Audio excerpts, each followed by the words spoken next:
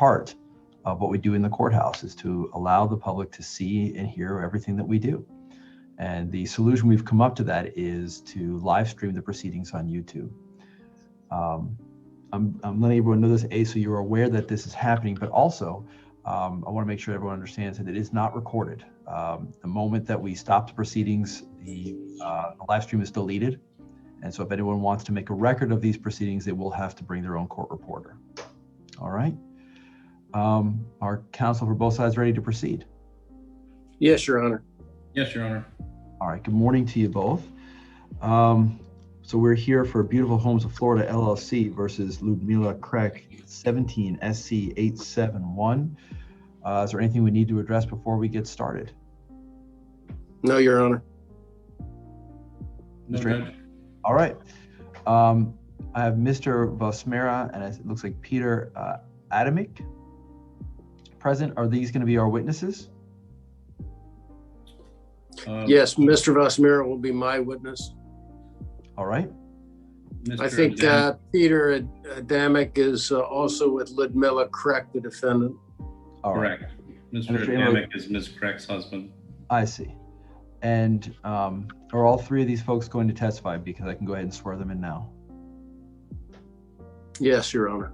All right. Then I'd ask all three of you who are listening, please go ahead and raise your right hand. Go ahead. Do you solemnly swear or affirm that testimony you're about to give be the truth, the whole truth, and nothing but the truth? Yes. All right. Everyone indicated yes. Thank you. Go ahead and put your hands down. Mr. Hooley, did you want to give an opening or you just want to jump right into it? I'll do a quick opening. Okay. Mr. Vosmera is the managing member of Beautiful Homes of Florida, LLC. He's from the Czech Republic. Ludmila Craig held herself out to be a real estate professional on Facebook. Mr. Vosmera formed Beautiful Homes of Florida, LLC, and bought 2 properties in Collier County. And Ludmila Craig prepared leases and obtained tenants and took real estate commissions, even though she's not a licensed real estate professional. In addition to the commissions, she took another $1,000, being $400 from each of the tenants, plus another $100. And so Mr. Beautiful Homes of Florida wants those funds returned as well. And that's our case. Very good. Mr. Raymond, did you want to go ahead and do an opening now? Or did you want to reserve for your case? I think now is appropriate, Your Honor. As you listen to the testimony here today, I think you'll hear that the nature of the relationship is entirely other than that presented by Mr. Hooley. The nature of the relationship was not one of one person such as Ms. Craig holding herself out as a real estate professional without a license, but rather the evidence will show that this was a relationship based on sharing a common place of origin, and that in establishing a network here in the United States, Mr. Vosmera relied on those that had come before him, and in relying on their personal relationship and network of contacts, that Ms. Craig was approached by Mr. Vosmera to assist him, much like a secretary or a teammate or a helper, and that based on the evidence you'll hear today, and certainly I think the exhibits that Mr. Hooley has submitted to the court, that I don't see any evidence, nor do I think you'll hear any convincing evidence beyond the greater burden to show that Ms. Craig presented herself as a realtor. In fact, quite the opposite. And so I think that you'll be convinced at the end of the day that Ms. Craig and Mr. Vosmera had a relationship that went badly. The nature of that relationship was more along the lines of joint venturers or teammates or administrative staff, rather than someone who was acting in a predatory manner without a license. Okay, very well. All right, Mr. Hooley, please call your witness. Would you state your name for the record? Peter Oh, sir, you just. Vosmera. Sorry, I just checked my mute, unmute. No problem. And Mr. Vosmera, how are you involved with Beautiful Homes of Florida, LLC? I'm the owner of the company. Are you the managing member? Yes, I am. Does Ms. Kreck have any interest in that business? No. Does anyone I mean, other than you mean interest like, like a partner in Beautiful Homes of Florida, LLC? no. Okay. No. How did you find out about Ms. Kreck? How From did you a meet Ms. Kreck? local Czech community reference over the Facebook. Did you? All right. Did she have postings on Facebook? Yes, Were those postings in the Czech and Slovak online communities? yes, Did she hold herself out to provide real estate services to members of those communities? Objection calls for hearsay evidence. Question was, repeat the question, please. On the posts that you looked at, did Ms. Kreck hold herself out to be a real estate professional?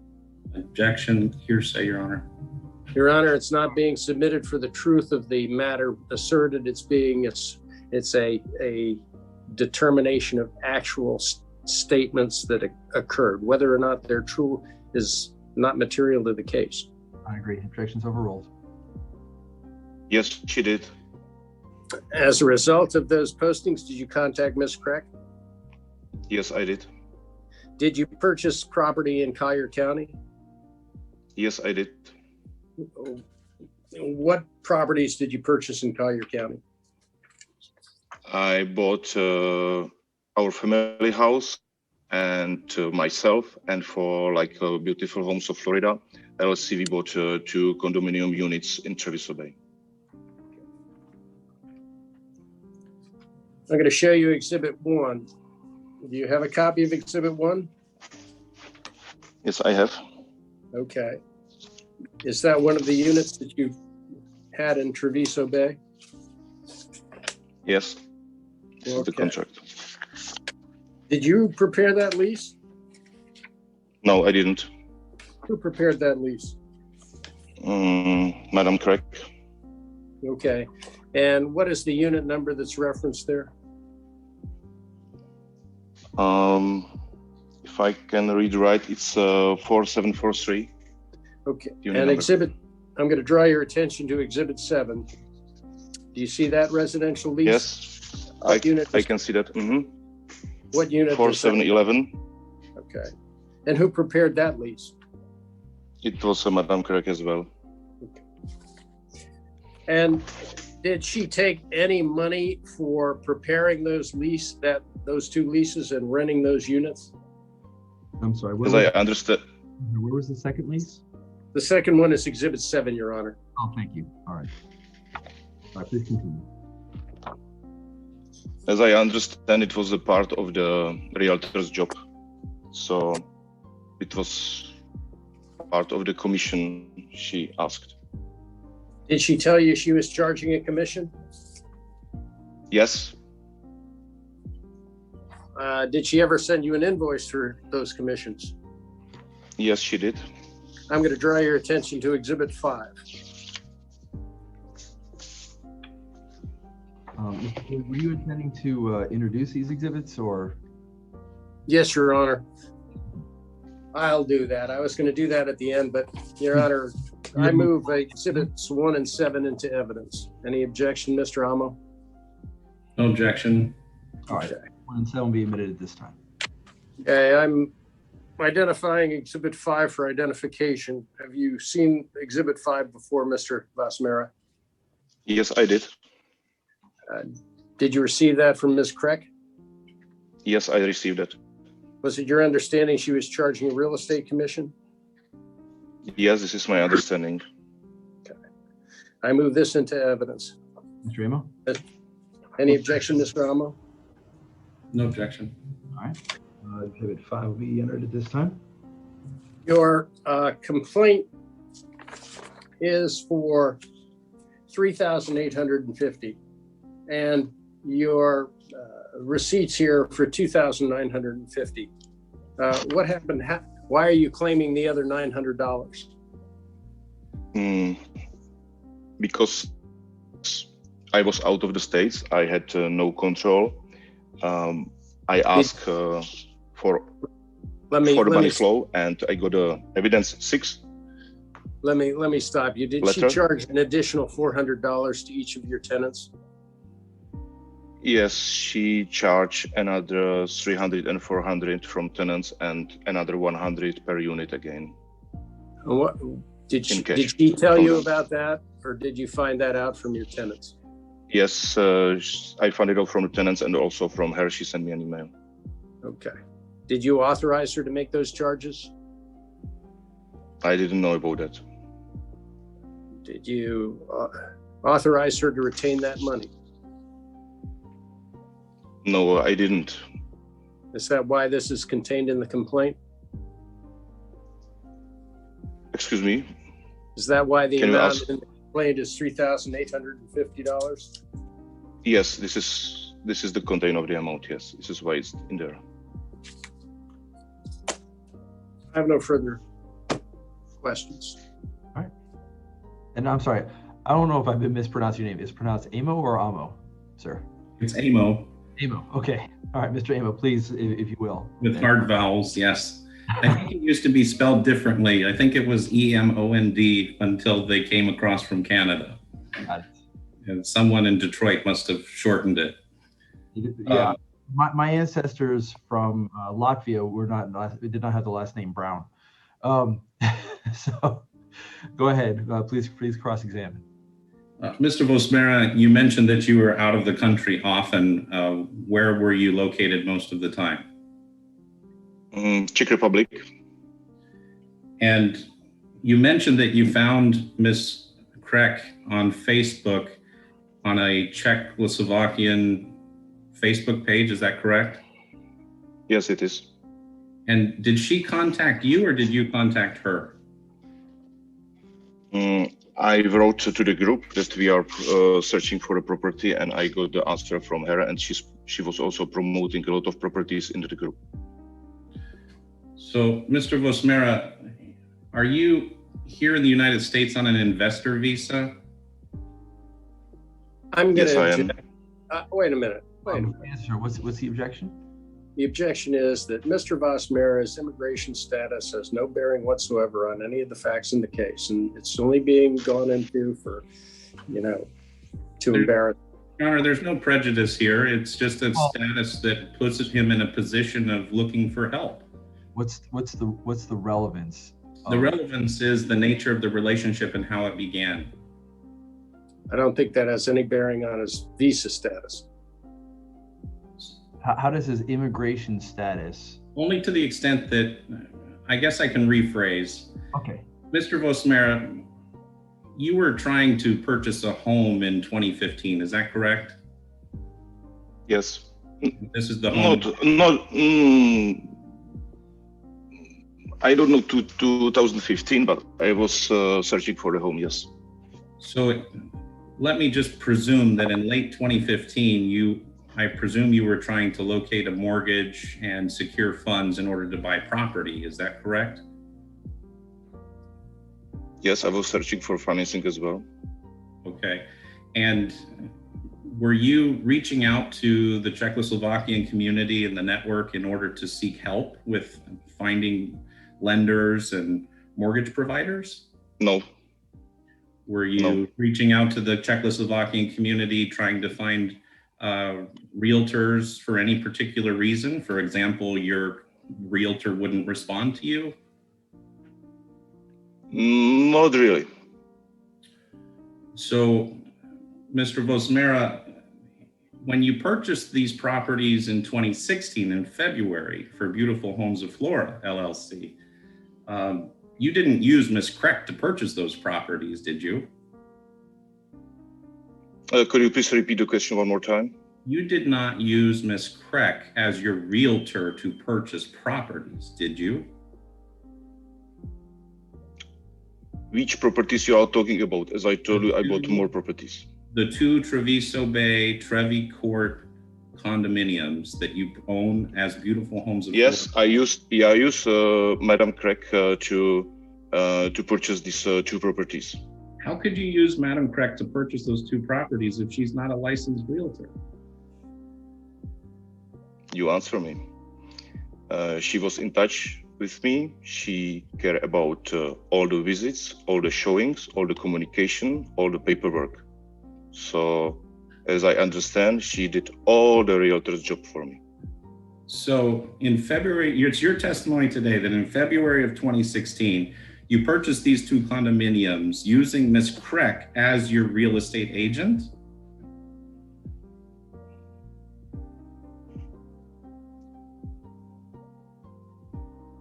Based on the communication and based on the service she provided, I used her as an agent to purchase these two properties. But you had known her for some time before February of 2016, hadn't you? I have to search the communication online, like what we exchange. Probably yes. I cannot tell you right now. Probably yes. And in your business in Czech Republic, do you rely on the assistance of a secretary that helps you to manage your business ventures? My employees, yes. And do those employees speak and read and write English fluently or no? They do. And so, isn't it true, Mr. Vosmera, that after you purchased these two properties, you realized that you were going to be traveling a lot internationally and that you needed some help to interact with tenants and turn on and off the Comcast cable and things like that?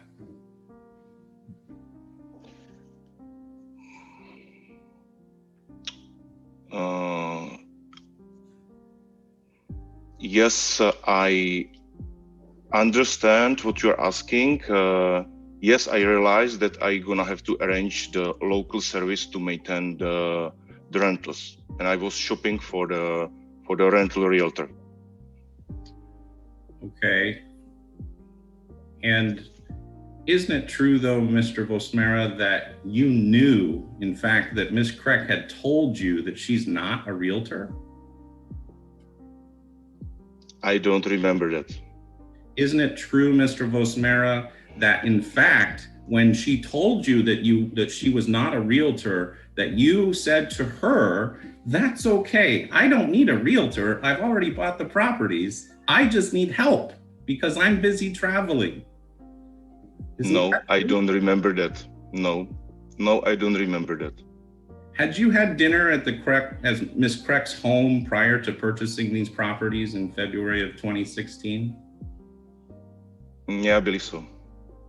And had Ms. Craig and Mr. Adamic had dinner with you at restaurants or at your home prior to your purchasing those properties in February 2016? Yes, and with my friends as well. So you considered them your friends, right? Yeah, we were quite close, but it's something normal between realtors and clients here in the States, as I learned, so nothing special. And so, Mr. Vosmera, isn't it true? Let's say still business relation partners, like a business relation status, not as a friends or close friends. So maybe like a secretary or an employee. Maybe like a client and the self-employed person.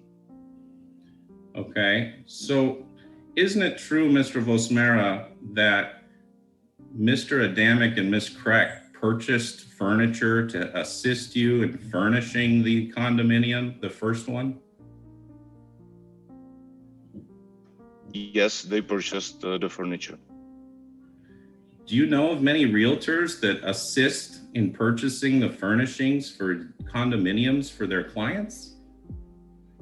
I'm going to object to the All right. And the base of the objection? The basis of your objection, sir?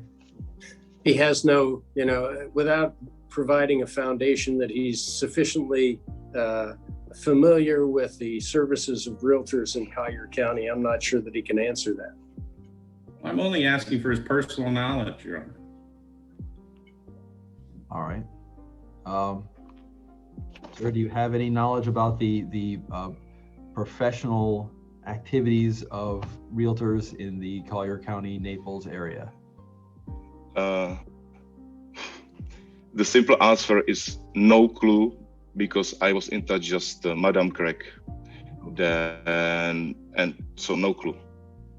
So, Mr. Vosmera, in your experience, in your limited experience prior to purchasing these properties and even after purchasing these properties, have you engaged with any realtors that help you to sort out the Comcast bill or furnish your condominiums? You would be surprised, but yes, these realtors try to help people, give them contacts and navigate. I met a lot of realtors in Miami area and a couple of in Naples area. They're always helpful, and when you invest abroad from a different country, like international investor, they always try to help you, give you the contacts, navigate you, but they are not partners, they just realtors. And so, Mr. Vosmera, sometimes your lease agreements that you sign are signed many months in advance. Is that correct? I don't remember.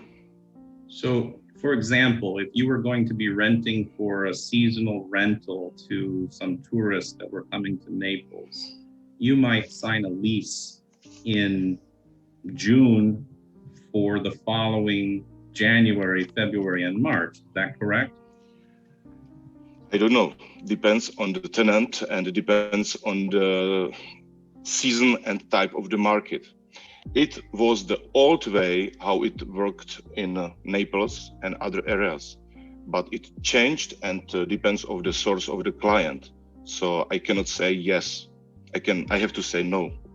Do you remember signing in November of 2016 a lease agreement with Marie Greco or Chris Caroso? What was the short-term or long-term one we are talking about right now? This would have been for February through March of 2017. Do you remember signing that lease? No, I didn't sign that lease. Yeah, I can see the signature, so I probably did. Strange. Let me check. For unit 4743. May I say something? Yes, sir. Mr. Amo provided documents a little bit tardily, but I think he's referring to one of the documents that is his exhibit. I don't care. I don't care if he. Hold on, I don't have any exhibits from the defense. I'm not introducing any exhibits right now. I'm Okay. just asking questions about leases. I don't Okay. have any exhibits from the defense. I'm just trying to, if you have a copy, Mr. Amos, so that Mr. Vosmera could look at it, then he can probably answer your questions. I might be able to share my screen. I'm watching to the wrong paperwork that our evidences and long-term leases. I still believe I didn't sign the short-term leases. I have to check my emails, but I still believe that I didn't sign the short-term because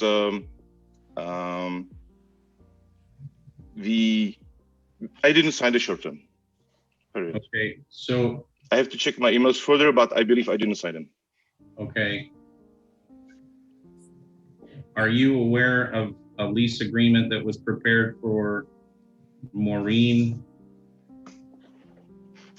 Bisayon and John Bisayon for February 1st through March 31st of 2017? For Yes, I know about them. For unit 4711? Yes, I know about them. Okay, and those leases were executed months in advance, weren't they? Like late November, early December of the prior year, right? That wasn't my job. These job was leases were presented to me. These leases were Craig's presented realtor's job was that. by Ms. Craig? Yes. Okay. And so when Ms. Kreck presented these leases to you, did Ms. Kreck also tell you that she had received deposits on your behalf to their PayPal account?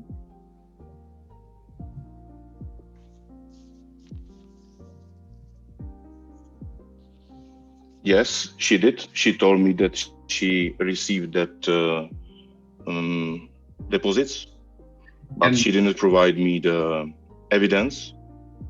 And later, after looking at these leases and having entered into those leases, you wanted to renegotiate with these tenants, didn't you?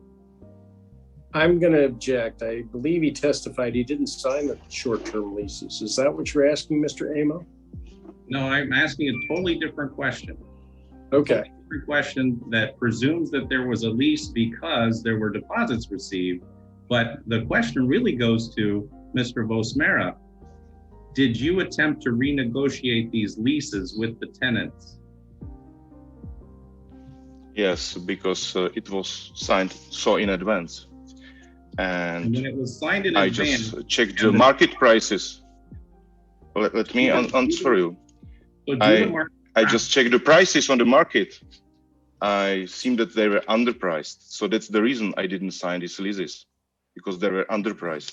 So I told her, your clients, your friends, your returning clients, as she presented to me, I told her, pay more, because we pay much more for fees and everything. Doesn't make any sense to make the business like that. So you attempted to renegotiate. So that's the reason I was I was felt ripped off, you know, with the under market prices and pushing me to sign it, you know, and getting these commissions not on our account but on her account. But you were wanting. Not how the business works here, you know. Okay, so I'm trying to understand what your understanding of how business was supposed to work. So my understanding, please correct me if I'm wrong. My understanding is that you were relying on Ms. Kreck to engage with tenants on your behalf, No, to receive deposits on your behalf, and to receive signed lease agreements on your behalf. Is that true? no, because we have other sources of clients, other realtors, and that's the reason I didn't sign these contracts, these new leases, because I had other options, so I wasn't reliable on her. Mr. Amo, Okay. let me get an answer to that question. That question is important. Please ask that again. Make sure I understand. So my question was, Mr. Vosmera, were you expecting Ms. Kreck to interact with tenants on your behalf and to get signatures on leases on your behalf and to receive deposits on your behalf? I expect Mrs. Kreck to do a realtor's job, caring about the leases and funds received on our account, you know. So this is what I expect. When you say Realtor's on our account, what do you mean? The company account, Beautiful Homes of Florida LLC account. And you expected Ms. Kreck or Mr. Adamic also to help you with furniture, didn't you?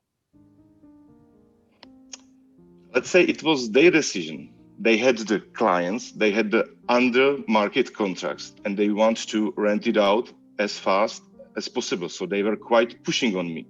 So I was quite comfortable. You want to care about it? Okay, do it. So I let their arms open and they care about it.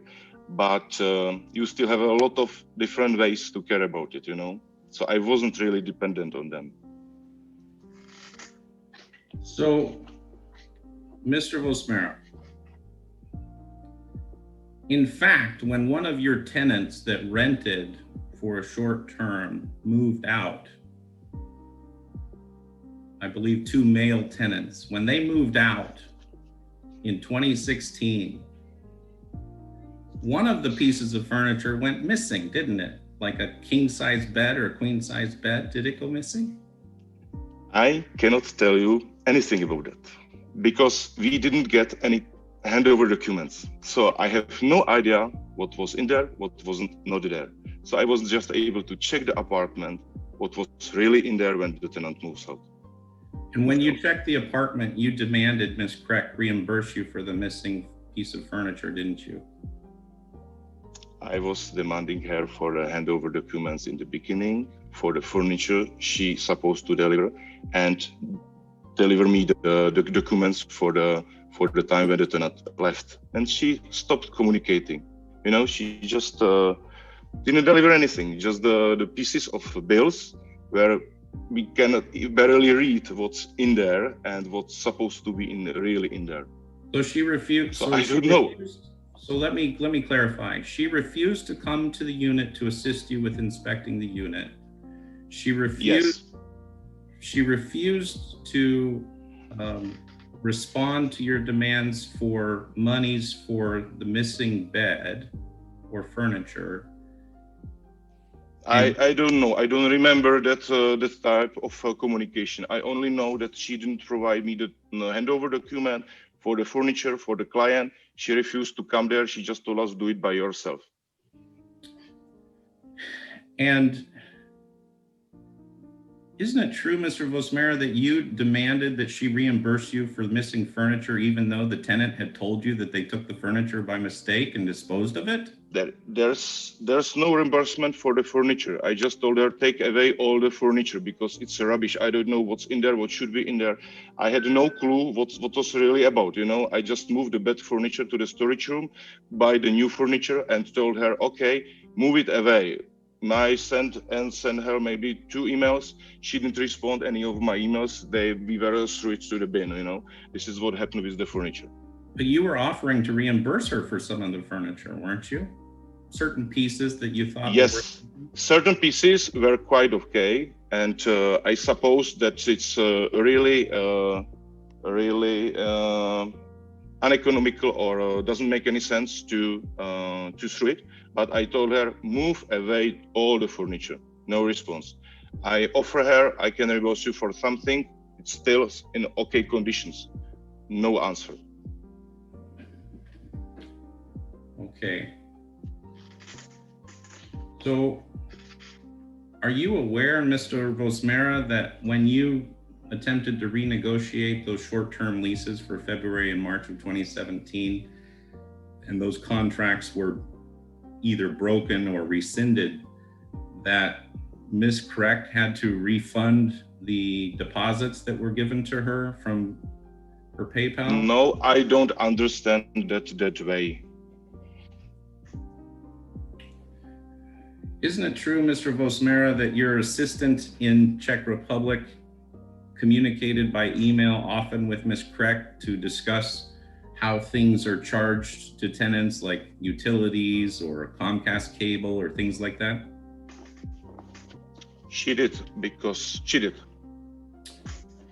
And so it's true then that you were relying on your Czechoslovakian networking here in the United States to assist you in managing these properties, isn't it, Mr. Vosmera? It's not right. My house, my contacts in Naples, everything was locals or green card holders, international immigrants. So not the Czech community at all. Just I got this contact from the Czech Facebook on Ms. Kreck, and I was in touch with her. Mrs. Kreck, I have to ask you. I know we're on Zoom and you're in your home, but we need to act as if we are in a courtroom. And in a courtroom, I would not normally permit someone to sit there and laugh at the testimony of another witness. So I'm going to have to ask you to kind of comment on. I do find it terribly distracting to see you do that. So please, through your attorney, you will have an opportunity to respond to everything that Mr. Vosmera is saying. But please, I do find it tremendously distracting. Okay, thank you. Could you answer that question again, please? I think the question was principally that Mr. Vosmera was relying on his network here in the United States to assist him with these properties while he was absent. No. I had my own local contacts, on local people. My house was scared from local home watch. I bought it by myself. So I found it by myself. Isn't it true, Mr. Vosmera, that when Ms. Kreck provided you with leases she told you that those were her leases from when she owned rental property and that she offered to share that lease with you so that that would work to your benefit? Wait, I'm sorry, say that question again. Isn't it true, Mr. Vosmera, that when you were provided leases from Ms. Kreck, that she told you at the time that the leases were her leases from when she owned rental properties and that she was trying to assist you? I don't remember that about the leases documents. I have her leases in written, so I don't know what they are asking for exactly. I'm just asking for your recollection as to whether or not Ms. Kreck explained to you that she didn't take the time to write these lease agreements as a professional, but that she offered the same lease agreement that she used as a landlord to work as part of your team. Did she explain that to you when she gave you No. the lease agreements? If you are asking the whole question like that, no. As I understand, she worked for me as a realtor, and it was the part of her job. As other realtors try to try to present their job and their services, I expected the same service from her. Again, the relation was like a client and a realtor. All right, so Mr. Vosmera, let me sum up my argument, and you can say yes or no as to whether or not you agree. I expect that you disagree. But isn't it true, Mr. Vosmera, that you took Mr. Adamic and Ms. Kreck to dinner, explained to them that you needed help because you would be traveling and too busy, and in asking for their help, told them that you don't need a realtor because you've already purchased the properties, but that you just want someone with experience that can help you, that understands the language and that has been in the United States for a long time, so that your company can continue to function while you are away. Isn't that true? I don't remember that. But you know, the language and local market knowledge is always advantage. But as you can see, I can speak English and I can find other people here. I found them for my house management. So I wasn't really reliable just on them. I was just shopping on the market for the service provider, you know. So for me, again, it's like a service provider and the client, not a business partner. We don't need a business partner. Or maybe like a secretary? Again, she wasn't not my employee, so not a secretary. She wasn't work secretary. She also presented her emails. I am not your secretary. I can provide you these evidences, as I remember, as the part of her rude comments. So she wasn't not my secretary. She was business partner. She many times mentioned that in emails. I can provide you that communication and correspondence. So she used the words business partner in her emails to you? I don't know. I don't know. I cannot tell you. I have to search, but I don't believe that. Isn't that what you just said?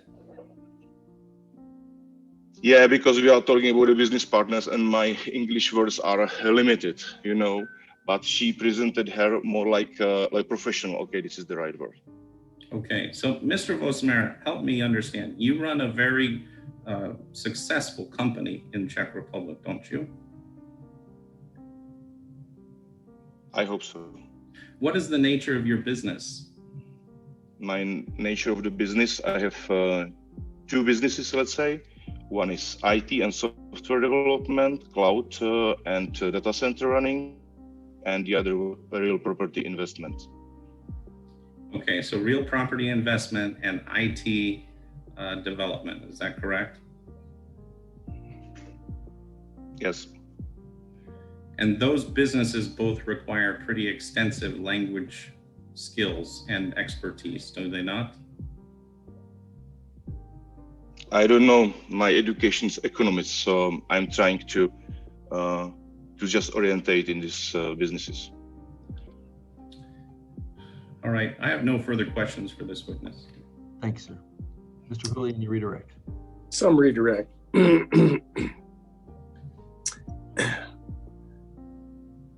Ms. Crack and Mr. Adamic purchased some furnishings for one of your apartments. Is that correct? It is.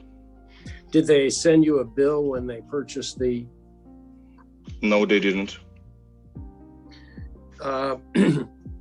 Before the tenants moved into this, the apartment that they provided furniture for, did you ask Ms. Crack for an inventory of the furniture that she purchased? No, I didn't. Did you ask her to provide an inventory of the furniture before the tenant moved in? No, I didn't. Did you know what furniture she purchased? No, I didn't. How long was it before she provided you any documentation regarding the furniture that she purchased? I have to check it in my, but it was maybe with a month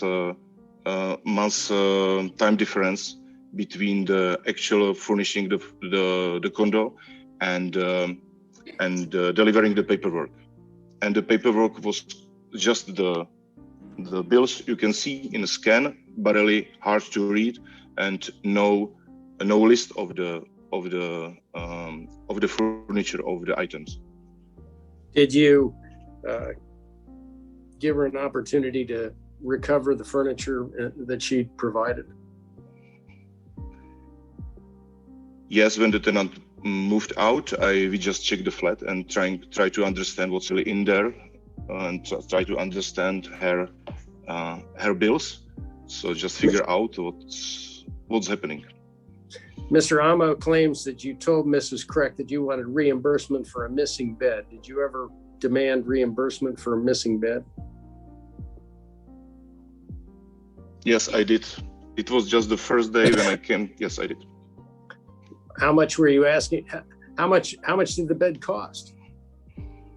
I don't know. Really, to be honest, I don't know. I just try to understand what's happened, because the furniture should supposed to be in there. It wasn't. It was the different one when it's so presented. So I don't remember. But the bed was like no bed. It was just the something made from piece of wood. Nothing from the shop. Did you use the furniture in future rentals, or did you take the furniture out and put it in storage? Most of the furniture is out. Maybe a couple of pieces are still in the unit. As I told you, I sent her email, take everything out, because throwing them and collect them and move them away cost money. We just took all the really rubbish one. Why didn't you use the furniture that was there? Excuse me? Why didn't you just leave the furniture there and lease it as a furnished unit? It was rubbish. It was like furniture from the street. It was really dirty, smelly, and doesn't look nice, And Did so you refurnish? I was like confused. Did you refurnish the apartment? Yes, I did refurnish the apartment. And how much did that cost? Around $20,000 to make it furnished, the whole apartment. When things became tense between you and Miss Crack, did she ever threaten to turn you into the Citizenship and Immigration Services of the U.S. government? Objection beyond the scope of direct and cross. I believe you brought it up when you asked him about his. I think the objection is sustained on that issue. I'm sorry? I think Mr. Amo did bring it up, but I think the objection on that issue was sustained. I think I've prohibited Mr. Amo from going into Mr. Vosmera's immigration status. I withdraw the question and have no further questions. Just to be clear, Your Honor, Mr. Vosmera's immigration status was not the gist of the question, but I understand the court's ruling. I do think it's irrelevant as to the status, and I was only trying to get to the nature of the investment. I understand. Okay. All So, right. Mr. Hooley, I guess it's still your choice. Well, hold on, Mr. Hooley. Any more questions for Mr. Vosmera? Uh, I don't want to release the witness until we've made sure that we've gotten exhibits. I've got 1, 5, and 7 entered.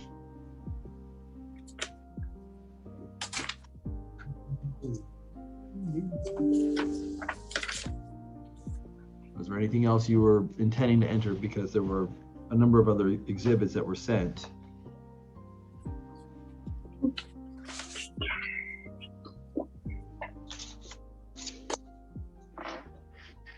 Yeah, May I just talk to my lawyer for a minute? Do you don't Sure. mind directly to? Yeah, I can do that. Well, give me a moment. Give me just a moment. let's. Just 2 minutes, please. No, give me a moment before you do. Hold on a moment. Mr. Hooley, are there other exhibits you intend to introduce? I believe if exhibits 1, 7, and 5 are in evidence, I believe those are all the exhibits I have at this time. I don't want to release the witness until I have a 5-minute break to talk to him.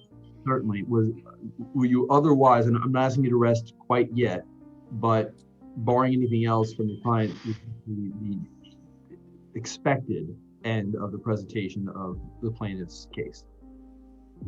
No evidence, Your Honor. Other than, I've got some argument. I've got some law, but no evidence. All right. Mr. Rosemary, go ahead and mute yourself. If you want to call Mr. Hooley for Yes, just 2 minutes, just 2 minutes. Yes. Yep. Just bear in mind, Thank he can see you, so you might want to step away for a moment or turn off your camera and call him privately. Mr. Amos, if you want to talk to your clients as well, go ahead and take a moment, and we'll take a 5-minute break. Jane, I'm going to go ahead and mute my mic too, but I'll be here if when anyone's ready. All right.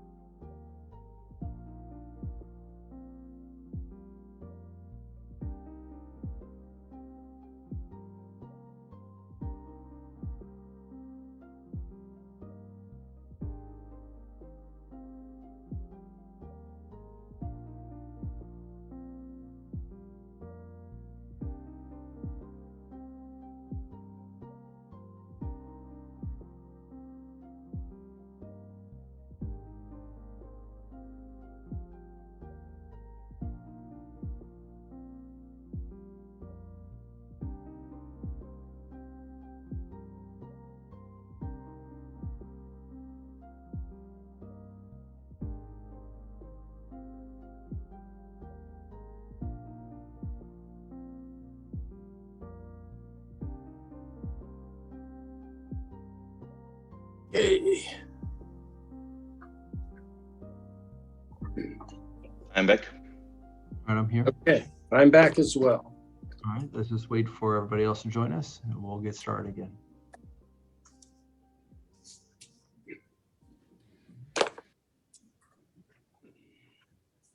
All right. Jane, you there?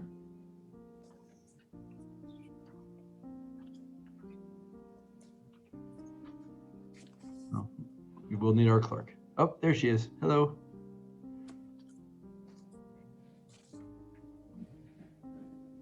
All right. Ready to go? Yes, Your Honor. All right, Mr. Hooley, anything further? No, Your Honor, the plaintiff rests.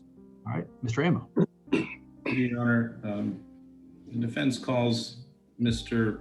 Peter Adamic. Okay. Sir, go ahead and unmute your microphone, please.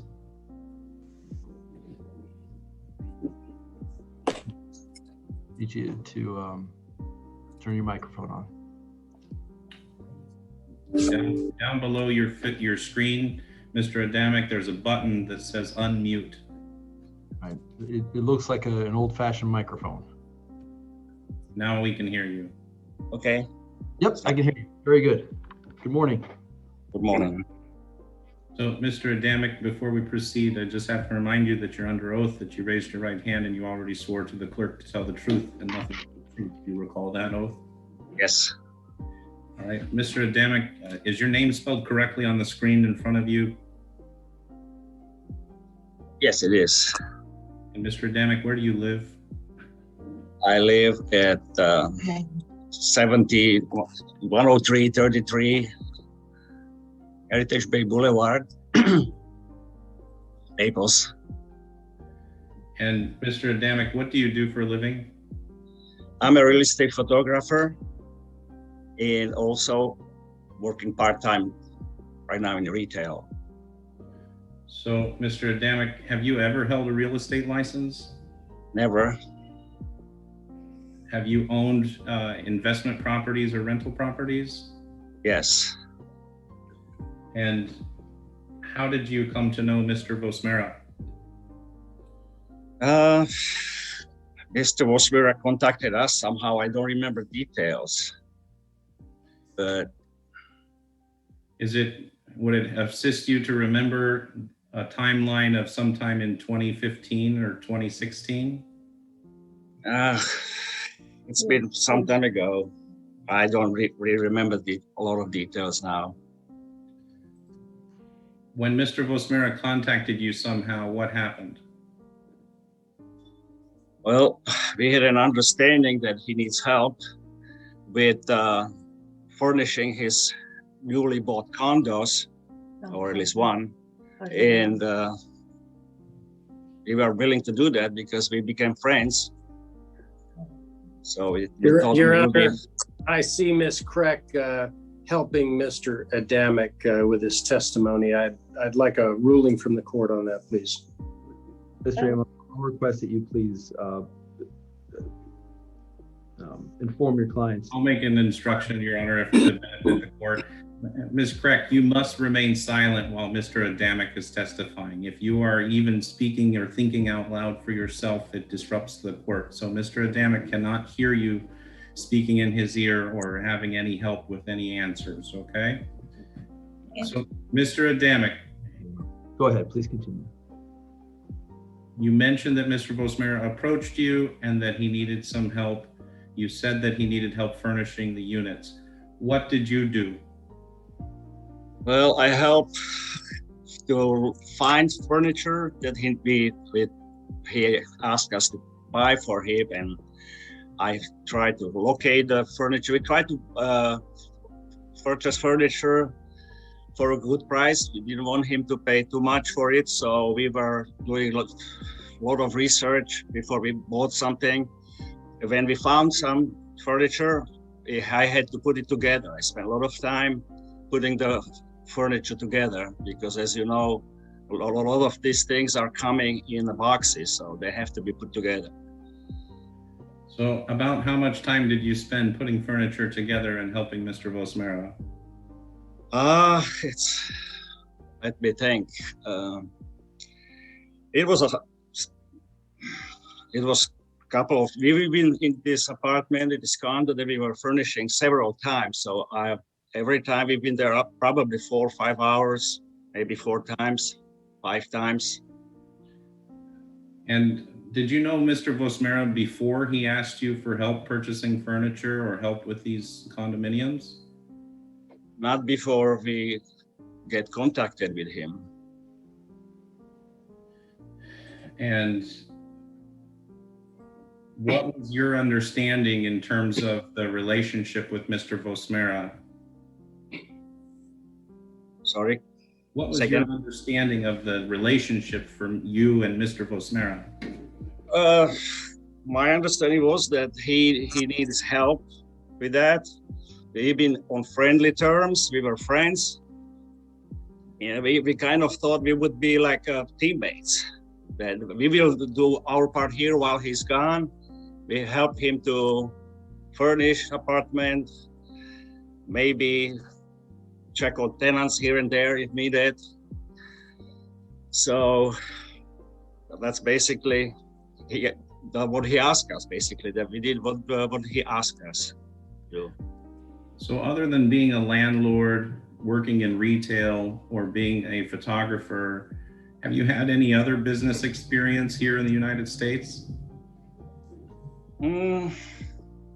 I had a lot of experience, different things. I used to work for school. I used to be an IT person. A lot of other things. Did you own any businesses? Yes. The real estate photography business is one of them. Okay. And about how much money would you say that you invested in your relationship with Mr. Vosmera? You mean, I don't understand the question exactly. How much money? You mean how much time we put that we would? How much did you spend on furniture, for example? On the furniture, I spent, to the best of my recollection, about $3,000, plus the time that I spent furnishing it and putting it together.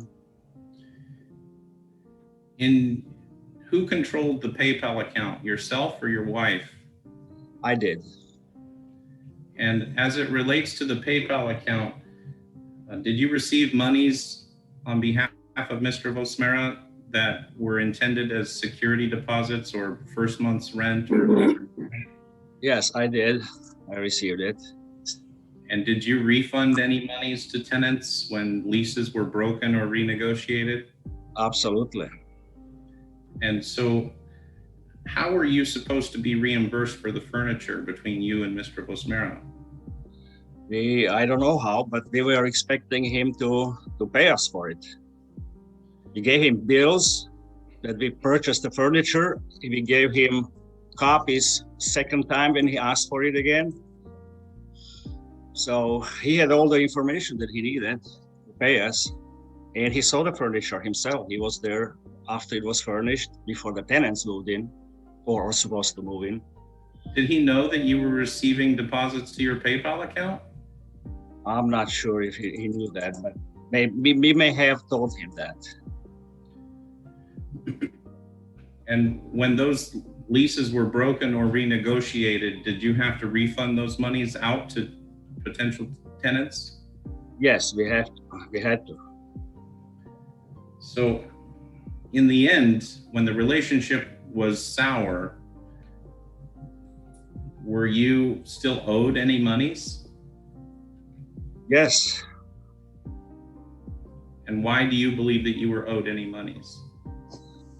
Well, we were purchasing the money from the deposit we received, and we had to refund the money. So basically, we paid for it with our own money, for his furniture, for his tenants.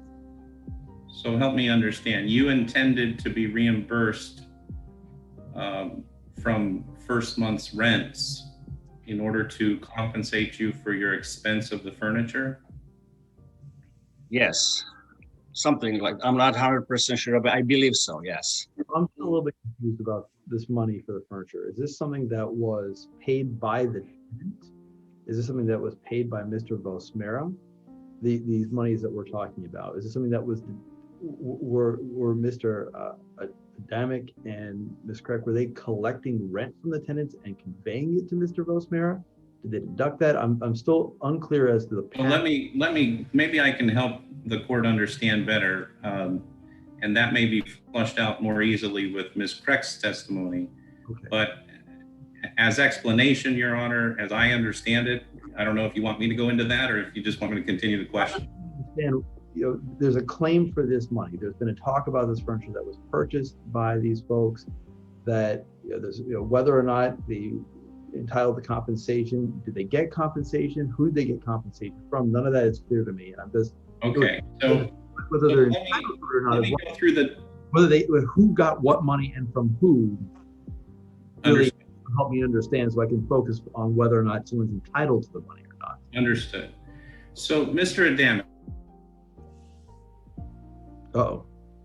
Uh-oh. We just got an internet hiccup. Hold on.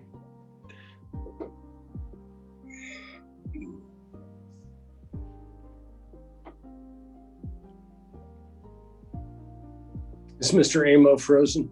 Yes, he is. At least he's not turned into a cat. I mean, I could help with the explanation. Not. Wait until your attorney's back with us, okay? I don't know if anyone saw that video from Texas, but it was. I did. Yes. I'll have to wait for Mr. Amo to get back.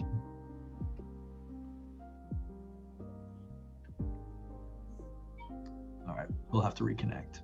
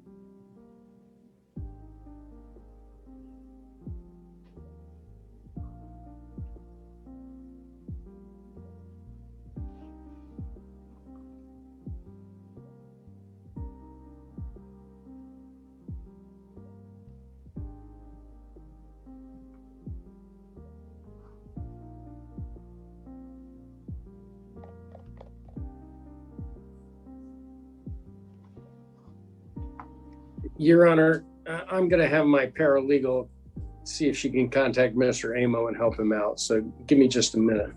Sure, I'm going to go ahead and mute and turn off my camera for a moment, but I'll be right here.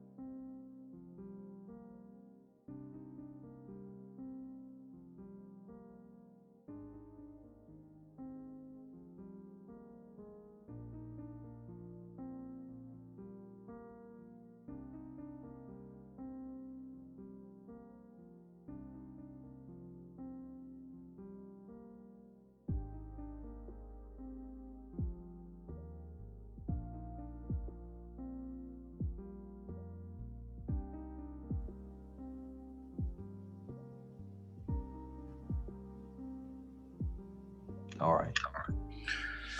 I apologize, Your Honor. I appear to have a catastrophic internet loss here at the office.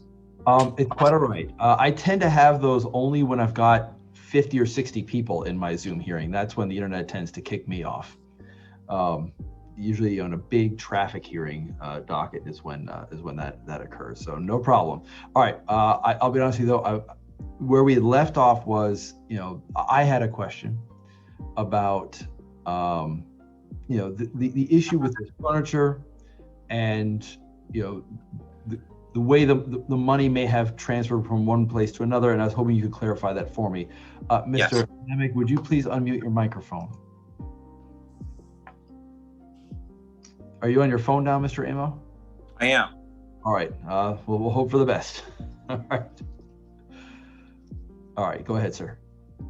So, Mr. Adamic, you spent money out of your bank account to purchase furniture to help Mr. Vosmera furnish his unit in April of 2016. Is that correct? No, we used the deposit to buy the furniture. Money from the deposit. So it was your intention to be reimbursed from the first month's rent received by PayPal to reimburse yourself by Mr. Vosmera's agreement with you to receive monies on his behalf. Is that correct? Yes, Mr. Vosmera told us to use the deposit to buy the furniture. And so when the deposits, those leases that you had received deposits to PayPal, those leases were renegotiated or broken. Is that correct? That's correct. And when those leases were renegotiated or broken, you refunded those deposits to those tenants. Is that correct? Yes, it is. And so in the end, you purchased that furniture without being able to be reimbursed by Mr. Vosmera, because the funds you had received on his behalf that he had told you to keep as reimbursement, you were not able to keep those funds. Is that correct? I'm going to object, Your Honor. This is direct examination. I've cut Mr. Amo a sufficient amount of slack, but now he's just testifying and asking his client to say yes or no. So I'd appreciate a direction. I apologize, and I appreciate the leeway. I think. All right, so the objection to leaving is sustained. Go ahead, Mr. Amo. I think the key, Mr. Adamic, is, can you tell the court that the nature of your agreement with Mr. Vosmera concerning the monies? Well, we were supposed to buy furniture for the condo, and when we talked about it with Mr. Vosmera, he told us to use deposit to buy the furniture, and that he will reimburse us later. And then what happened? We did exactly as asked, but we didn't get reimbursed. And the reason you didn't get reimbursed is why? Hard to say, because the contract was broken, the relationship or our cooperation went sour. I guess he decided not to reimburse us.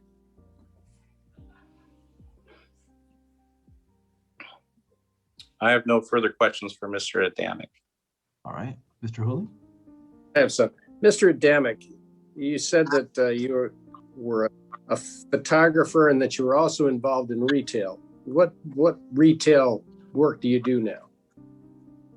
I work at Total Wine Superstore. Okay, Total Wine. Now,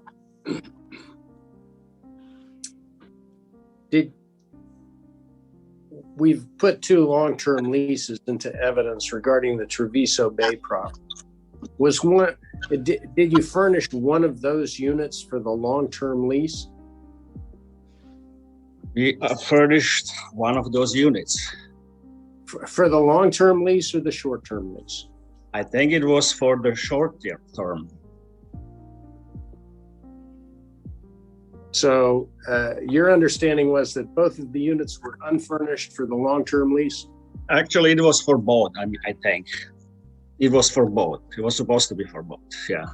And when you say for both, I don't know whether you're talking to me about 2 units or whether you're talking to me about 2 rental periods. 2 rental periods for 1 unit. Okay. Fine. So when did you buy this furniture?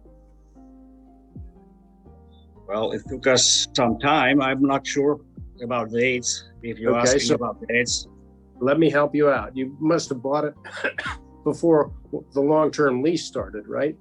that's correct. Okay. So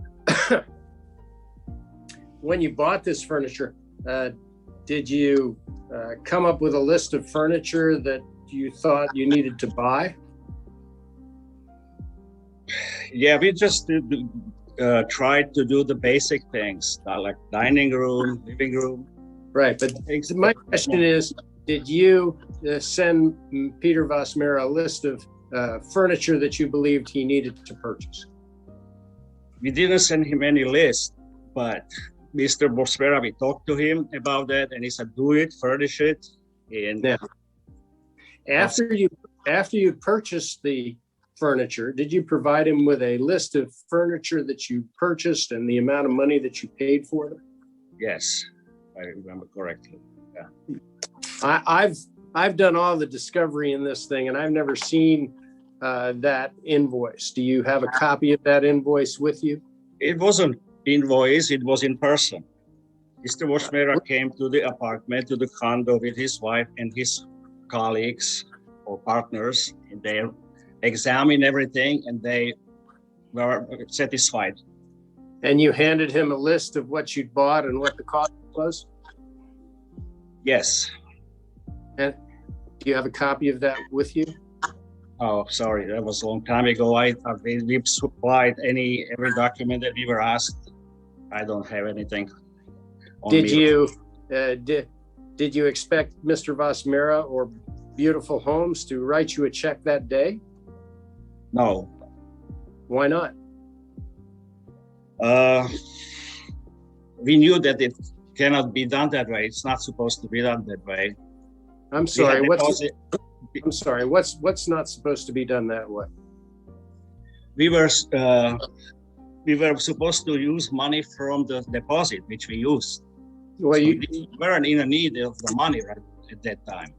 if I understand correctly, you stated when Mr. Amo was asking you questions that you were going to use the deposits from the short-term lease to reimburse yourself for the furniture. Do you remember that testimony? I think so. Okay, but you're telling me that you provided the furniture, at least 6 or 8 months prior to that time. Do you remember that testimony just now? Yeah. Well, I don't know how long it was exactly. I told you. I told him I don't remember exactly. But after you presented this list of furniture and costs that we don't have, did you ever send him an email and say, "Where's my check"? Yes, we did in person again. I didn't send even email him anything at that time. We just told him in person. We discussed that in person. Well, after several months, didn't you demand that he pay for the furniture? We sent him an invoice later on. Yes. Do you have a copy of that invoice? Well, we sent everything to Mr. Vosmera, and our Mr. Amo should have that too, and you should have that too. I don't have any invoice, so I will ask Mr. Vosmera if he has an invoice. Now, Mr. Amo was talking to you about the short-term deposits into your PayPal account. Do you remember that? Yes. So if my understanding is correct, you are accepting rental deposits from prospective tenants to Mr. Vosmera's properties, right? Yes. But you don't have a real estate license, do you? No. Do you understand that money should be held in a trust? Do you understand that money should be held in a trust account? Oh, I don't. You didn't hold that money in a trust account, did you? No. You took that money, didn't you? Yes. Maybe deposited into Mr. Washmera account, bank account. You never deposited the short-term rental security deposit and first month's rent to Mr. Beautiful Homes LLC's account, did you? I'm not sure now. Okay. We deposited money for him, but I'm not sure if it was for this or the other one. But you testified in response to Mr. Amos' question that Mr. Vosmera authorized you to use the deposit for the short-term rental to pay yourself for the furniture. Do you remember that testimony? Yeah, But you were here when Mr. Vosmera told you that he never agreed to the lease, right? yeah. So it doesn't make any sense, does it, that Mr. Vosmera would tell you to use deposit monies on leases that he had, Beautiful Homes never had any intention of following through on? It makes sense to me that Mr. Washmera didn't want to pay us. Okay. Now, did you know that he told Ludmilla, correct, to come and take back the furniture? Yes. And did you do that? No, absolutely not. He was Why very not? rude because he was very rude. Okay. And he didn't pay us for the furniture. Exactly. So shouldn't you take the furniture back? No, why? It was used. Tenants were living there at least 6 months. What is the use for us to take the all used furniture? Okay, now you work at Total Wine, so when somebody comes up to the cash register with the wine, they get charged for the wine right away and pay for it, don't they? Yes, but we're not talking about retail here. So when you furnished the building, furnished the apartment several months ago, why didn't you demand that he pay you immediately or within 30 days? Because we were friends. And he wasn't always there. So we were waiting for the opportunity. When he comes there, we can take care of the payment. I'm going to ask for a 2-minute break to touch base with my client to see if I've got any additional questions for Mr. Adamic, Your Honor. Go ahead and pause for this moment while I'm mute.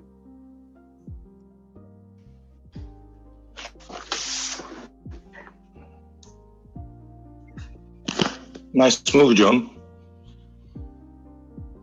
I don't hear you. I don't hear you. Microphone. Mr. Vosmera, I can still hear you, sir. There we go.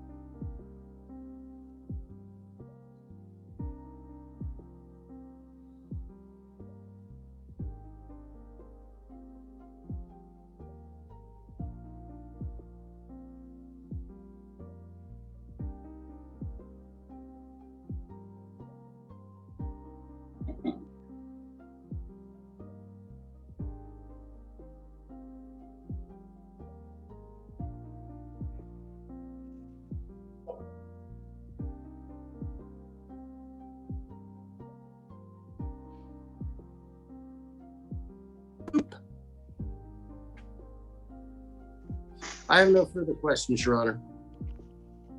All right, well, Mr. Amo, I think we lost his internet connection again, so let's wait one moment. He had rejoined on his computer for a moment, and then I think both got disconnected. So let's give him just a moment.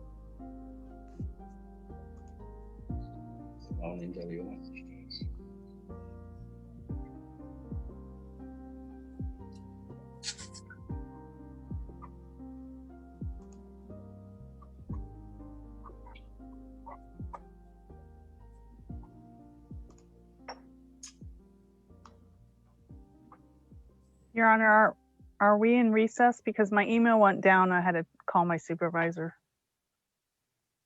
Apparently, the winter storm that has affected everybody except us, at least seems to be affecting our internet.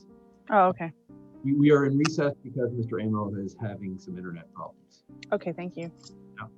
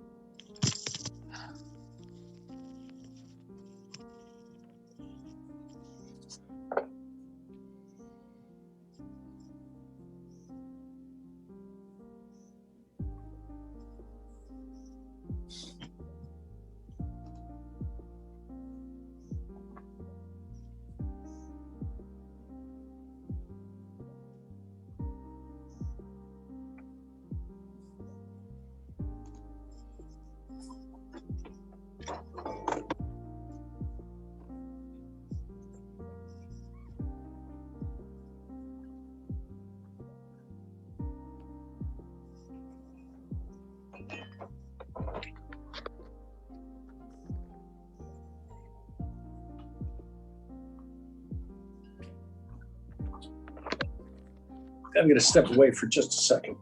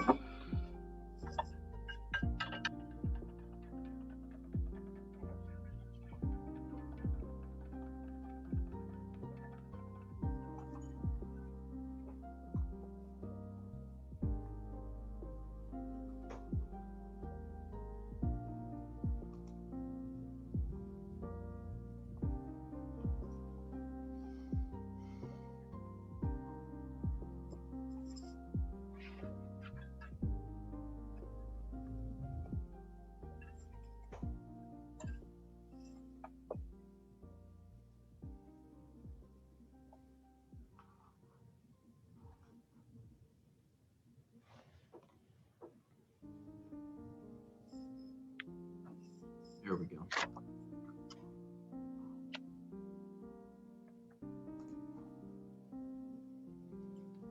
Oops. All right. Oh, no. Mr. Amo, can you hear us? There we go. Mr. Amo, can you hear me?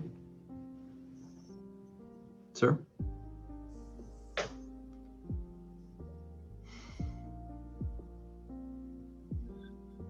Mr. Amo, I can see you, but I cannot hear you. Can you hear me at all?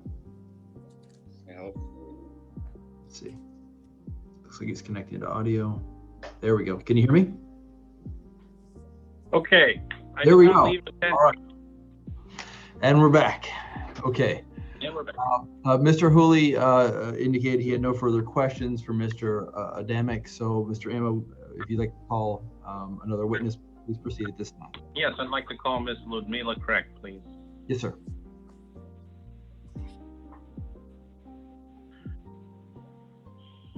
Ms. Craig, would you please spell your name for Judge Brown? Ludmila, Ludmila, Craig, Krek. Ms. Craig, do you live with Mr. Adamic? Yes, he's my husband.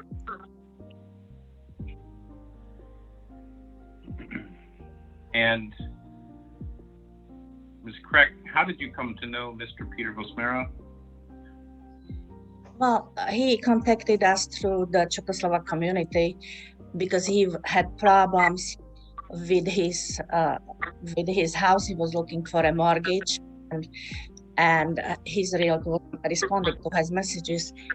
So he needed, and he was asking for help.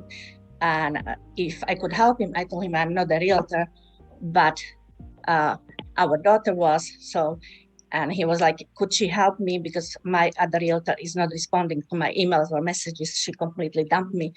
I was like, I don't know. I asked her. And so she did. And she helped him to, referred him to a lender who helped him to get mortgage. And so then he asked her if she could assist him to buy the Treviso Bay 2 units. So it wasn't me. He knows that, because he communicated with her and she assisted him in everything. She has a license. I was helping only in translating or when he needed directions or, or advice. He knows that. He's lying. And I want to apologize that I was making faces, and because it was kind of hurtful to me that our former ex-friend, we considering him a friend, good friend, how he's lying and tried to kind of mislead the court about. Well, Ms. Craig, let me stop you there and ask you another question. Ms. Craig, is it true then that you became friends with Mr. Vosmera sometime in late 2015? Yes. And in assisting with translation, who did you work with primarily? Himself or someone else? What do you mean? When you were helping with translation? With him and his secretary. And where was the secretary located? In Prague. Czech Republic. Yeah. In Prague, in Czech Republic.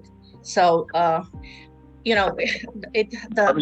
me stop you just for a moment and let me remind Mr. Adamic the same reminder I had to give Ms. Craig at the beginning, is that when someone is asked a question, even though both of you are in the same room, that you're not allowed to help her with any answers or refreshing her memory. So even though you're a very close married couple and you may finish each other's sentences, it's not appropriate today to be answering each other's questions, okay? So Ms. Craig, she was located in Prague, Czech Republic, correct? Yes. So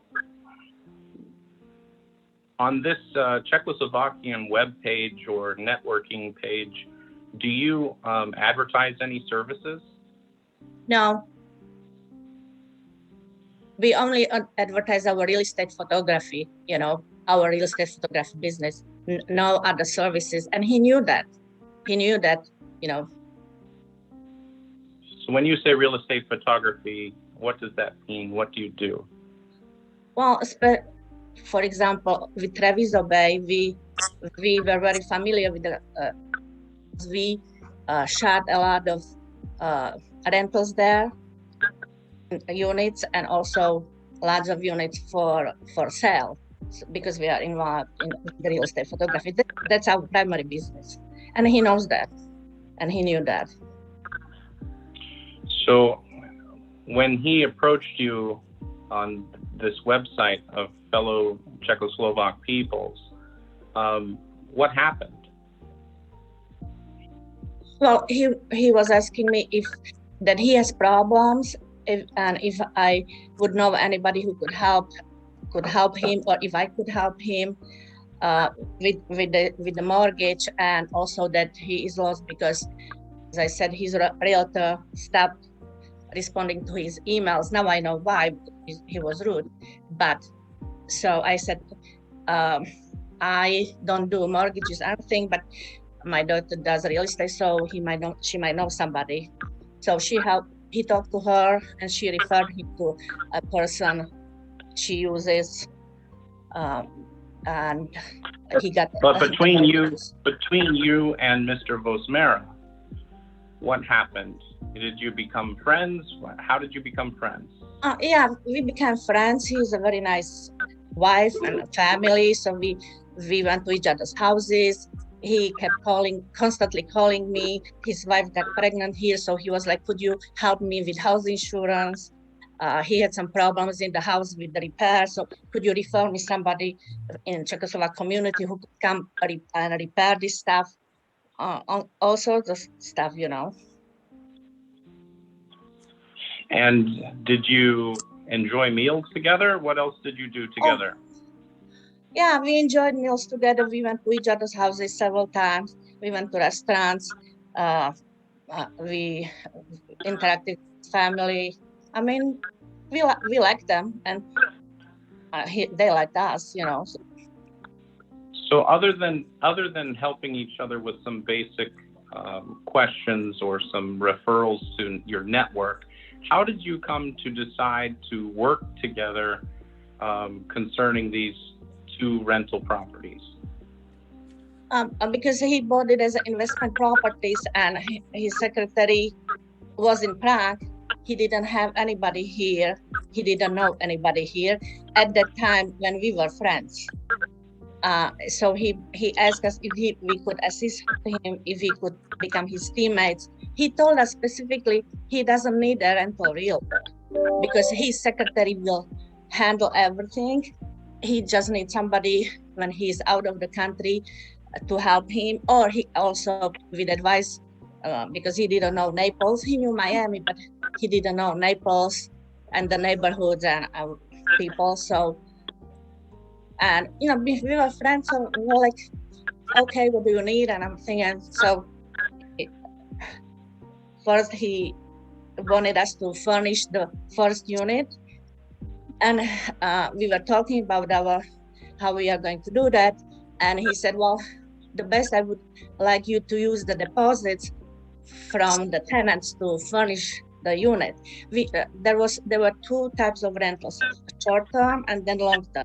Before we had short term, and then he had long term, and the unit had to be furnished before the rentals came in, and he was going to go out of the country again. So he said, could you furnish it? Could you buy the furniture and pay from the deposit? And also don't buy it cheaply because I don't want to spend like a lot of money, you know. So we created list and everything, and we showed him in person, well, this would be appropriate, this. We were together in the unit, and he approved of everything. So he left the country, we bought the furniture. When the furniture came, he came back. He was there when my husband was putting it together. He took pictures of the furniture.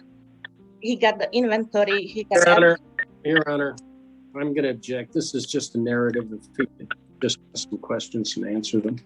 That's okay, Mr. Abel, please ask your next question. Okay, I'll be more proactive in questioning. So, Ms. Kreck, you've just finished telling the court that Mr. Vosmera not only knew that you were purchasing and putting furniture together in the unit, but that he came to the unit and that you spoke with him directly. Is that true? Yeah, several times during the furnishing, and also his partners came too. And he also purchased TVs, you know, because it wasn't enough money from the deposit for the TV. So then and he is expert in IT and everything. So he said, okay, I'll take care of the TV. So he approved of the furniture. The furniture was new. How did you view your relationship with Mr. Vosmera, and who started the relationship about the rental properties? Well, Mr. Vosmera, we were friends, and Mr. Vosmera started that he needed it.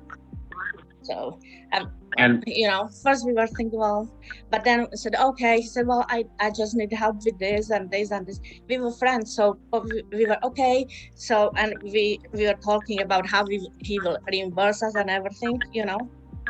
So he knew. So beyond this that, is all lies. What he's saying. Let me interrupt you, briefly, Ms. Kreck. So aside from being his friends, at some point, he said he needed help. So you've testified today, you've said that he needed help. So how did you view yourself? Were you acting as a realtor, or how were you acting? What sort of role did you see yourself playing with Mr. Vosmera's property? He told us he doesn't need a realtor. He said he needed a teammate, somebody to assist him and his secretary in Prague. So I kind of became like his American secretary here and assisting him with stuff, because she was supposed to handle the tenants, but she always had problems. She emailed me, called me, he called me. She was supposed to set up Comcast account. She wasn't able. So after 2 weeks, when tenants were angry, Mr. Vosmera told me, like, could you help her and train her? And could you set up that Comcast account for the tenants because they are threatening to leave and stuff. So I always kind of, when he asked me, I stepped in and I said, okay. So we set up the Comcast with my husband. So let me interrupt. How did you decide between the two of you, how did you decide how you would get payments or money, and why was he invoiced for commission, quote unquote, using the word commission? Well, because he told us, like, I give you when you help me to furnish and with assisting me, I give you first rent, as a reimbursement. Mr. Craig, I'm objecting. Yes, well, Mr. Amo, you object. All right. Mr. Amo, you're asking compound questions. If you could ask one question and get her to answer it, and ask the second question, because I'm having a hard time. But the question, I'll be quite blunt. The question that I heard that I do want very much to have answered is that question about commission. So, Mr. Amo, please go ahead and rephrase your question specifically about the nature of the quote-unquote commissions. So how did the two of you decide that you would be compensated for your efforts? Mr. Vosmera offered us that we can get the first month rent, and this tenant was kind of specific that he was saying, like, I will give you the money cash, which is unusual, but Mr. Vosmera then was leaving the country, so he said, could you go to that unit and pick up the rent and deposit it into my bank? I mean, I didn't want to handle the money, but he said, I'm going out of the country. Could you do it for me? So we did. We did. He always called us, could you do this? Could you do this? And that's what we did. So to be clear, it was Mr. Vosmera's idea that you would receive compensation from the monies that were paid from tenants? Yeah, the deposit from first rent from the short-term tenants, okay? And there was a deposit which was received before short-term tenants came in from the long-term tenants and he said, used it to furnish the unit, because before the short-term tenants came, because the rent for short-term tenants was a little bit higher because it was furnished.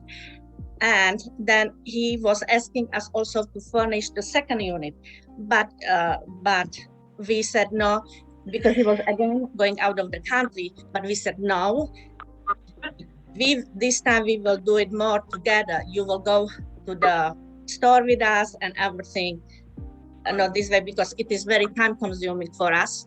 Plus, this unit was on the 4th floor, so it was more difficult for us too. So we said, no, the second we will, you have to be much closer involved. Can I ask? Okay, so Ms. Crick. I'd like to ask a clarifying question, just because I'm still a little confused with what's being said here. This document, which is, this invoice that was entered into evidence by the plaintiff. It says commission for 9554 Trevi Court, Unit 4711 and Unit 4743. The date of the invoice is January 5th, 2017. What was this invoice for? Why did you send an invoice to Mr. Vosmera? Because he asked me, he asked me to send it to him. He sent me emails, send me again all the invoices and and also I lost. He said I lost your invoices and receipts for the furniture. So said, you misunderstand my question. Why did you feel he owed you $1,550 from Unit 4711, $1,400 from Unit 4743? How did you earn that money? Why were you invoicing him for that? Because he gave us that money in April. He said keep the first month's rent. So that was the first month's rent. And then in January he told us, send me an invoice for it, what you kept. Why were you entitled to keep the first month's rent? What did you do to earn that money? Well, because he was out of the country, so he told us go to HOA and pick up the key for the units. I can't do it. They gave me, I don't know, short term to pick up the keys. Could you do that? Could you help me with tenants? Could you help me with furnishing? So, and he said, and for that you also could you train my secretary in Prague? He said, oh, she will do most of the stuff, but I need you to translate for her and navigate or help her with stuff, which turned out to be like every day she was asking me. It was overbearing. So and he said, you are in, and he told me, and you get this money for it. Okay, all right. Thank you. Okay, please continue. So, Ms. Craig, what that was for. Thank you. So, in summary, just to make sure we're clear, your testimony today is that it was Mr. Vosmera. Jack, you're leading the witness. I'm just trying to summarize your testimony, Your Honor. Yeah, you can't do that when you're on. Well, that was the reimbursement for us as his teammates, you know, as Ms. Craig, wait. Refer question. Refer question. Go ahead, Mr. Amel. Ms. Craig, I'm sorry, you can't speak unless you're being asked a question. Okay. So, am I understanding you correctly that it was Mr. Vosmera's idea to pay you a commission, quote unquote, using the word commission? Yes. And even though that sounds like a realtor's commission, is that what you intended it to be, a realtor's commission? No, and he knows that very well. It was reimbursement for us for all the assisting and teamwork we did for him. Let me not to put too fine a point on it, but once again, I just want to really make sure that this is clear so I understand. Did you receive any compensation for finding a tenant, a prospective tenant, and signing them up on a lease? Is that what you were compensated for? No, we were compensated for the whole teamwork, for helping with Comcast, for training his secretary. The secretary was supposed to deal with the tenants, not us. But she wasn't able to handle it, so she every day or every second day she was emailing me, well, I have problem with this, I have problem with this, how do you do it in your country, could you help me, could you navigate me? And I said like, but that's too much. Then Mr. Vosmera called me like, but could you help her, she will do it on her own. Just this at the beginning, like help her, you know. Okay. Is correct. There was some comment made and some testimony earlier about the lease agreement. Mr. Vosmera testified about you supplying him with a lease agreement. Where did that lease agreement come from? That lease agreement came from us. It was our own lease. I told him we were a landlord and we were using this lease, and because he was looking for a lease, so he checked it and he said, well, I could use that, you know, and he used it. It wasn't like, oh, it was our own lease from our own rental, from our own investment properties. So he's now presenting it like I act like a real. That wasn't not true, and he knows that. He knows that. So, in terms of working with Mr. Vosmera, did you feel like how did you feel about the scope of work? Did you feel like the scope of work was anything very broad or very narrow? It was very broad, and it was becoming more and more because as I said, he and his secretary kept calling me every second day, this and this and this. But I said, you said you will manage it yourself. So, and at the same time, he started having problem with tenants because he didn't keep his word. You know, he wanted more money from them, and so it was becoming, you know, distracting. So he was having problem because of his deceitful tactics with them, you know. And at the time, so let me stop you. Let me stop you so that we can have short questions and short answers. Ms. Kreck, when you sent the invoice to him asking for commission in January of 2017, had your relationship already turned sour with Mr. Vosmero? Yes. And the reason why I sent him that, because he specifically asked me the week before. I was surprised, why is he asking now when we already gave it to him in April, 6 months ago, you know?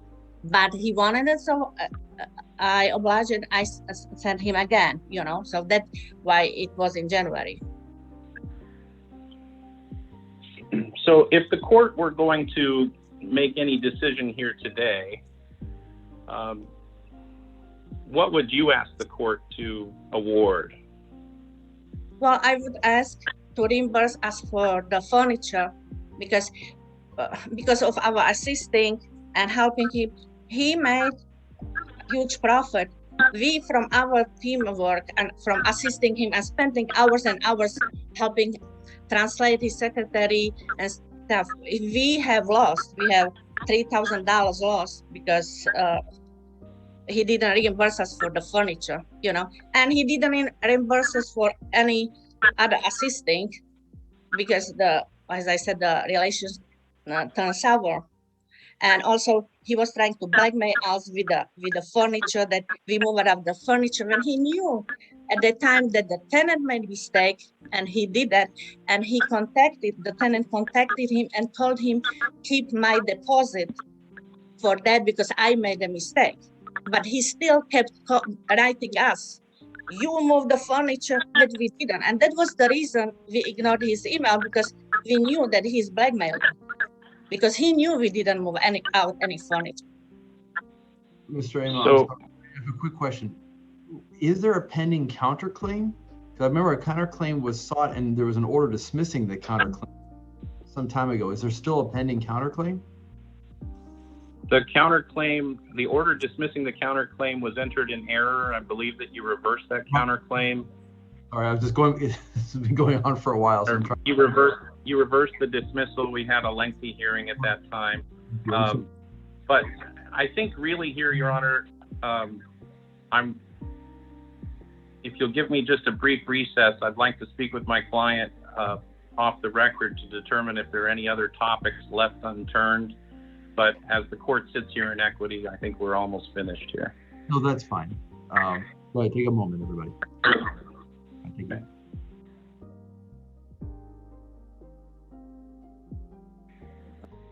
Mute your...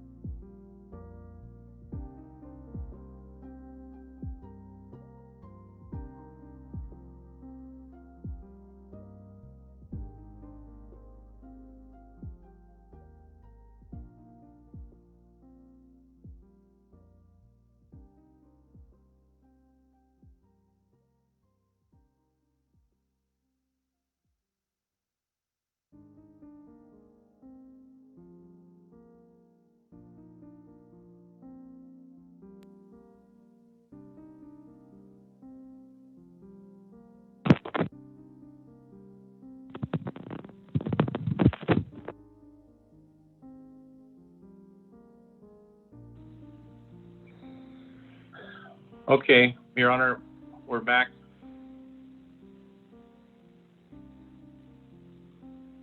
I can't hear you. We can. How about now? Yes, I can hear you now. All right. Yes, sir. Anything further? Yes, so briefly, just to revisit this topic, and I don't know that we've visited it fully, but Ms. Crack, did you contribute any purchase monies to Mr. Vosmera's efforts to buy these properties for Beautiful Homes of Florida, LLC? No. What monies did you contribute to the work that you were doing together?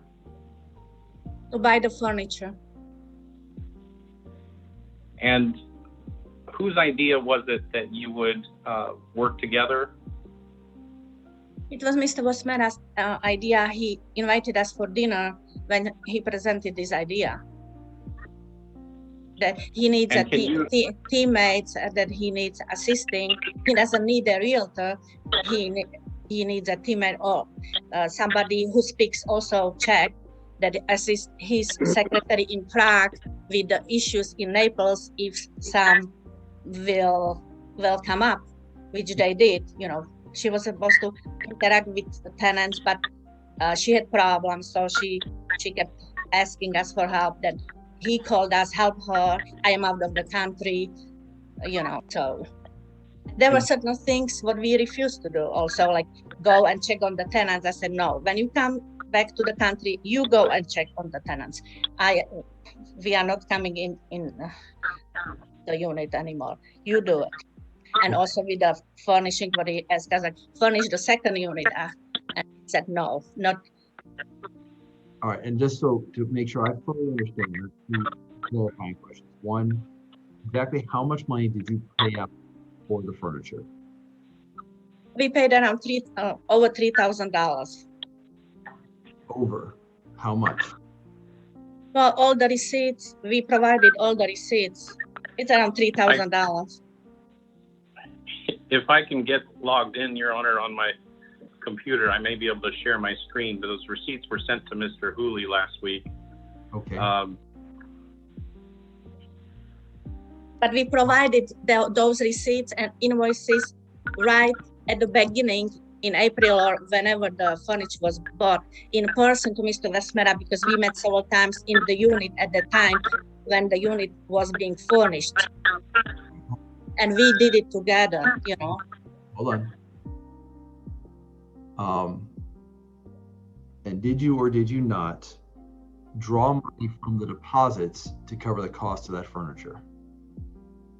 Yes, we did, and that's why he didn't reimburse us at the beginning, because he told us use this money to buy the furniture, but then when he rescinded on his word and on the contracts with the long-term tenants, they were upset and they were like, we take you to court because you took our deposits 6 months ago and now you are telling us that you want more money for the rent. And I told him, that's not ethical what you are doing. And he was upset with me because I was backing them. I said, because you don't do that. You don't. When you use their deposit 6 months ago, then 1 month before they are supposed to move into the unit, you don't tell them you only move if you give me more money, because that wasn't the agreement. All right. And so we reimbursed them. Question.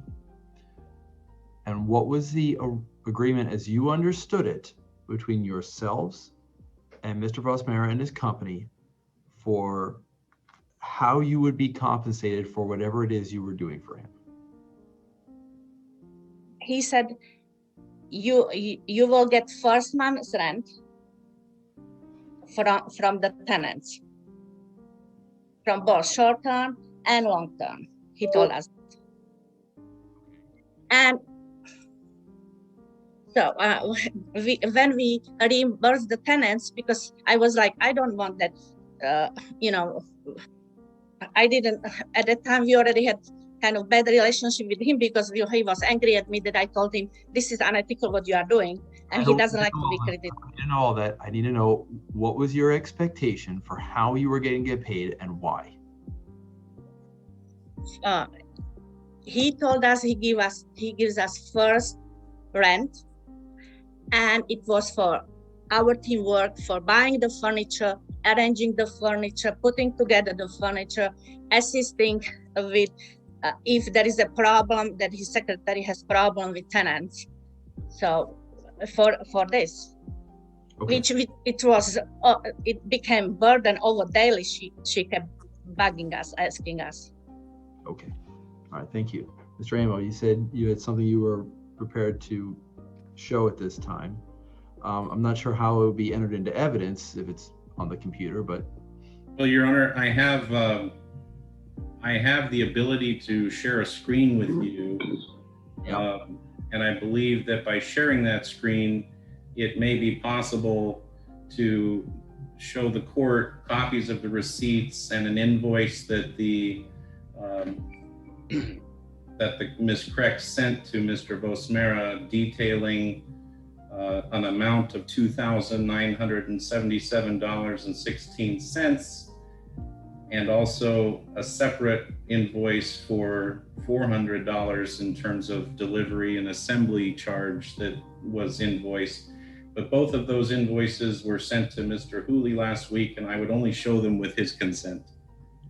I don't have those invoices, so I'm sorry. I've got all your stuff here, Mr. Amo. Let me It take would it. be just in the same exhibit, composite exhibit that included the copies of receipts. If you had photocopies of receipts.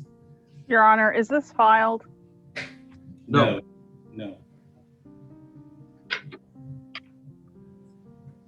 So Mr. Hooley, it would be along with the receipts in that same PDF exhibit. I know that you need to send these ahead of time. Well, I can tell you that I did email them to you and to Ms. Alderuccio, but I don't know that they were filed with the court.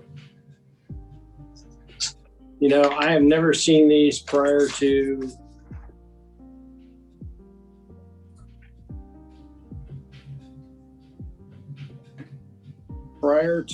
right now.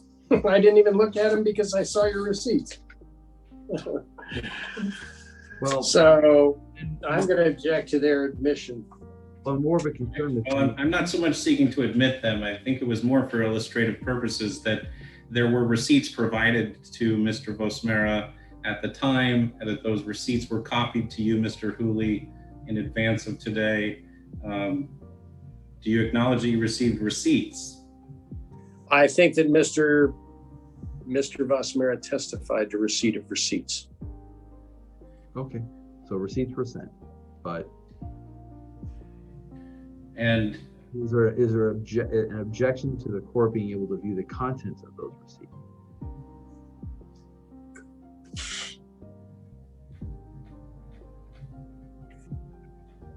they're simply photocopies. They're not authenticated from records custodians or corporations such as Walmart or other places. These are just receipts and invoices placed on a copy machine that were provided to Mr. Hooley's office.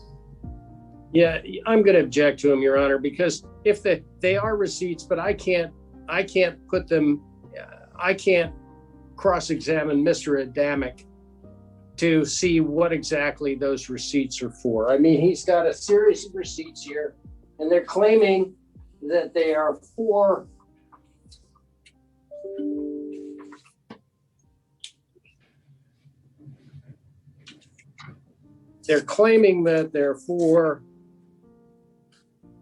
I don't know, an order. I've got an order summary here, for instance, for Peter Adamic. Now, it's from Walmart. And it doesn't say what it's for.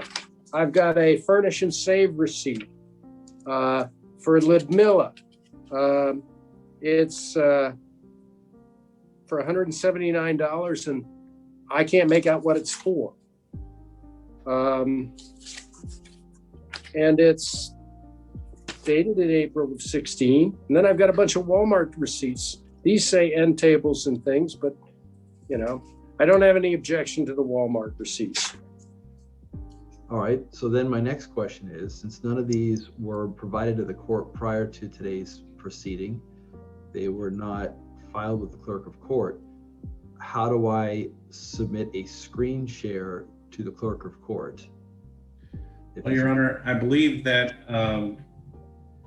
if you have the testimony as to the content of the receipts, and you have the testimony as to the purchases, I don't know that the receipts are necessarily the best evidence, but the fact of the matter is the receipts That's exactly what the best evidence rule says, is that if a witness is going to testify to the content of a writing, the writing itself must be submitted into evidence. That is exactly what the best evidence rule requires. Understood, Your Honor. What I would suggest is that if, based on Rule 2.40, the administrative rule, in the interest of equity and justice in this situation, that the court would permit these documents to be filed with the clerk as marked and previously provided to Mr. Hooley, but that if you were to see the contents of this document here today, I can simply share the screen and then they can be filed forthwith. Mr. Hooley? I'm going to object, Your Honor. I mean, I've looked at these, and in order for them to come in, I've got to be able to cross-examine them. So, I've got some Walmart receipts that total, some minor amount of money. And so they indicate a dining set for $170 and the chair and some other stuff. And so I can see that they were apparently purchased in March. But then, we get to another Walmart bill with a mattress, and I don't think I have any problem with that. But we're buying pillows. But then I get to a Lowe's receipt, and I've got a cabana, a Solaris cabana. I don't know that there's a cabana. Then I got a skill set, and then I got an oxide drill. Okay, so it's not clear. Then I've got an economy hand truck for $29.97 from Lowe's. I mean, I just can't accept. I can't accept any of the Lowe's receipts because it doesn't look like they're for anything in the apartment. Then I got the Walmart receipt. I've got window panels for $20 a piece. And then I got tossed pillows. So I don't know whether these tossed pillows are things that are being used by Ludmilla and her husband, or whether they're actually there. And we didn't get an inventory. So then we go to Home Depot and we get a decorator rod and something else that I can't figure out. And then we got Pinch a Penny, which is a pool service, and they've got 2 tumblers for $40. I got no idea what that is. And then we got scatter rugs and things from Dollar Tree. It's $13. I'm not going to fight over that. But then we go back to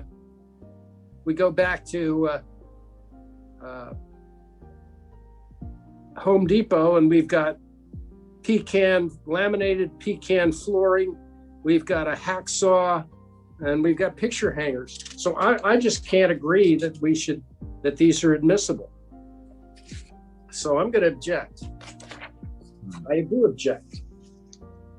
I submit that a hacksaw is not part of the furnishings. Nor was there testimony of the installation of flooring in the units. Right. Well, So may I add to all this, because it wasn't. No, ma'am. No, not unless there's a question being asked by your attorney.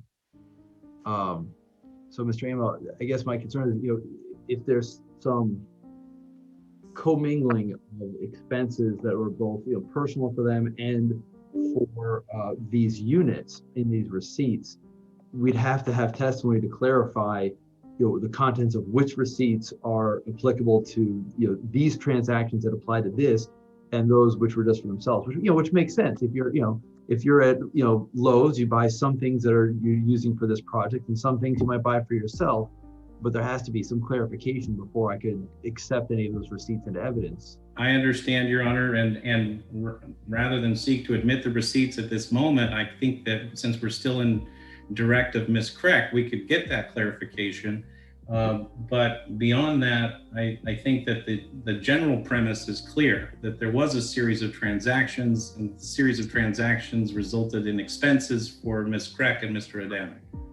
I think it's undisputed at this point that there were furnishings that were purchased by Mr. Adamic and Ms. Kreck for these units.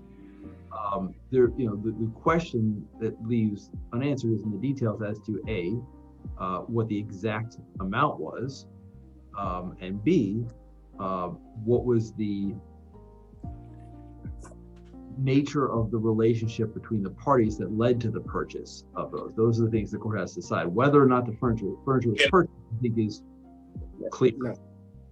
Understood. Is really So my assessment of sort of where are the legal questions being asked of the court. Understood. So I think, Mr. Hooley, you said no. Am I wrong? I believe you're correct, Your Honor. We're objecting to the admission of the exhibits and any testimony related to the exhibits. I think there's a rule of judicial administration under COVID that they should have been submitted to the court at least 5 days ahead of time. And Mr. Amo could have called me up, and we probably could have done this ahead of time, but that didn't occur. All right. well, I think that the You're free to your client, because she's still your witness, it's still direct. You're free to question your client about the expenses that she incurred as a result of these transactions. That you're free to do. She can testify from her memory what expenses she incurred. Understood, Your Honor. And I would refer the court to the administrative order, and specifically later on in the order after the 5-day time limit, there is language in there that says that it's clearly in the court's discretion as to the equities of the case, whether to apply the rule as a hard and fast rule or as a guideline so that it's not an unfair advantage or a game of gotcha between the parties. Excuse me, I want to talk to my lawyer for 2 minutes, please. I have some evidences I want to discuss further. I think we'll take a break in a minute, but let me do the cross-examination. And Peter, you're going to have to call me again. Yeah, so give me one moment before we get there. So Mr. Amo, to be clear, the objection is not going to be based on the fact that you didn't do a filing in accordance with the administrative order. There's an authentication issue, there's a hearsay issue, there's a best evidence issue. So for rules of evidence, the objection to the admission of the receipts is granted. It's not based upon the administrative rule. My only concern with the administrative rule generally is being able then to supply documents to the clerk as evidence for him to do that. If that was the only hang-up, we'd figure out a solution. Understood. So that being said, why don't we take just a moment? Mr. Busmary, you can talk to Mr. Hooley. Mr. Amo, you can explain my ruling to your client so we can all move forward from there. Let's take just a 2 or 3 minute recess, okay? Okay.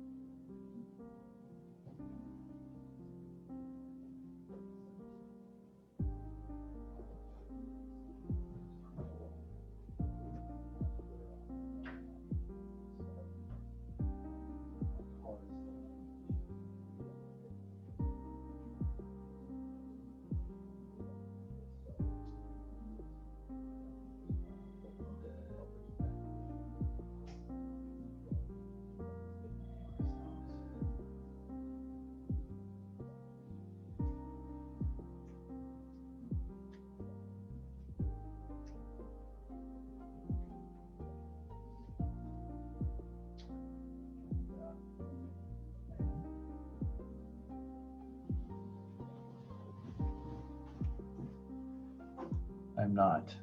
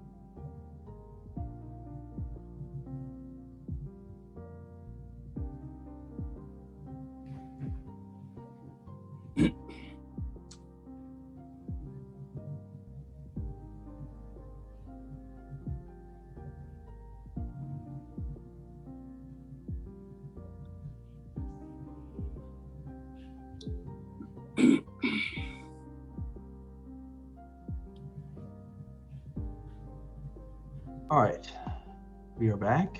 Is everyone ready to proceed? Yes, Your Honor. All right. All right, Mr. Emo, I believe you are still on direct. Understood. Your Honor, I'd like to offer to share my screen once again to show photographs of the interior of the unit to Ms. Kreck and ask her to testify as to the condition of the unit. Those photographs were provided to Mr. Hooley under Exhibit 1 as provided to Mr. Hooley, but not filed with the court. Sharing this screen would only serve as illustrative purposes for Ms. Kreck's testimony. All right, Mr. Hooley. I'm going to object. I think we need to move on. Is the condition of the unit something that's at issue?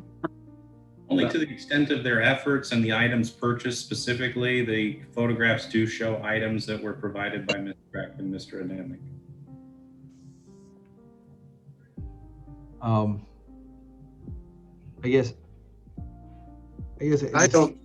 I don't know that, and I got that at Friday afternoon. I don't know that that's been provided prior to Friday afternoon. Was it, Mr.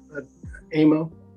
I'm under the impression it was provided almost a year ago in February of 2020 or thereabouts, but I may be mistaken. Okay. But again, it's purely for illustrative purposes as to her testimony. That's fine. Let's go ahead and do that. You can go ahead and do it. The objection. We'll just go ahead and do a share screen.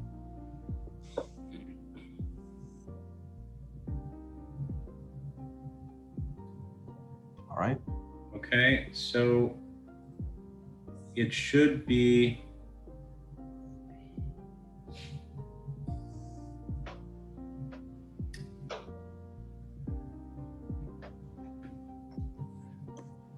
do you see this correct photographs of the interior of residence? Yes, yes. And who took the photographs that you see before you right now? We both, I took them, also Mr. Vosmera took them. And my husband.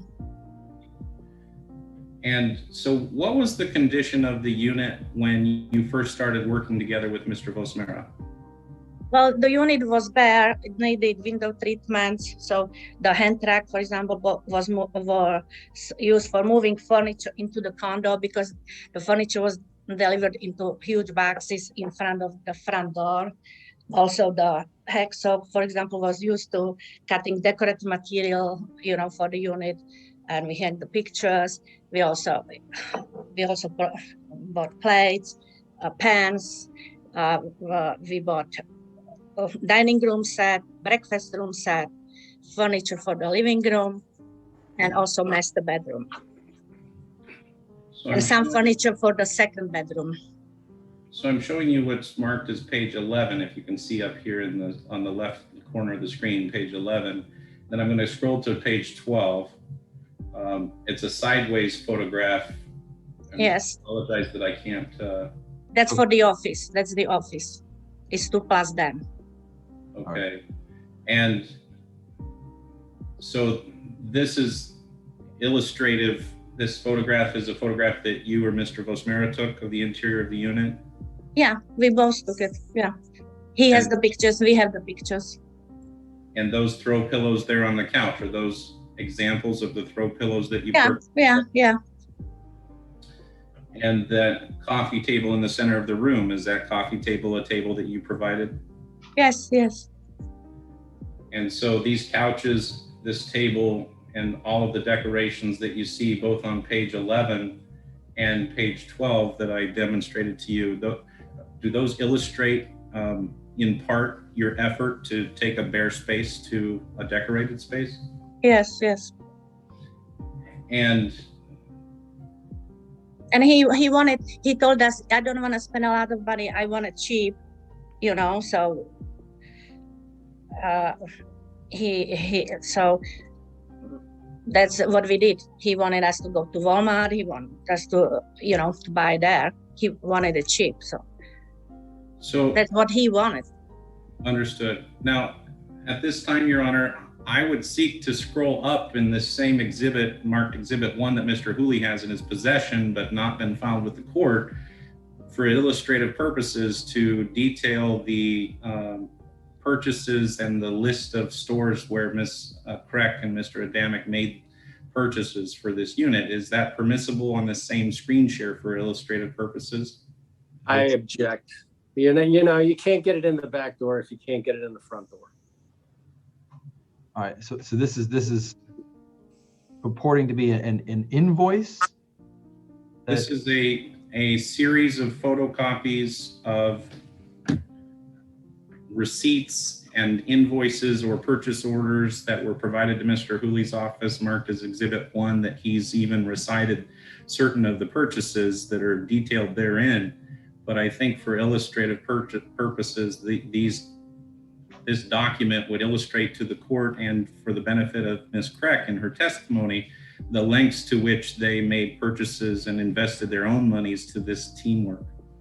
Your Honor, this is being admitted as evidence, and it's not, Mr. Amo is not entitled to admit it as evidence. And for him to say it's descriptive is merely trying to get around the rules of evidence so that he can get it in. So I'm going to object. I agree. The objection is sustained. All right.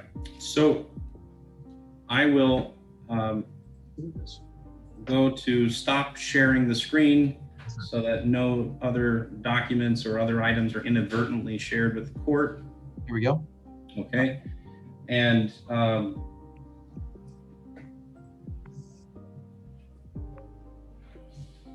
Ms. Kreck, to your recollection, did you make any such purchases as Mr. Hooley read off previously for your own personal use or own personal benefit? No. So whether you went to Lowe's or Home Depot or Walmart or Dollar Tree or Furnish and Save, did you make any of those purchases for which you provided receipts so that you could take items home and use personally? No.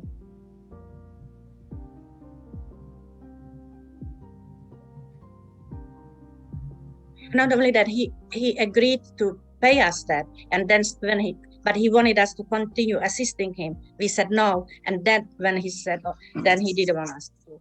I started this rigmarole that the furniture is bad and stuff, because before he liked it, and his tenants used it for 6 months. Did Mr. Vosmera offer to pay you for some of the furniture?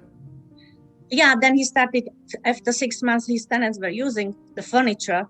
Then he started, well, I will pay you only for this and this is too used. I can't help it that his tenants used it. He could go there every month and check it,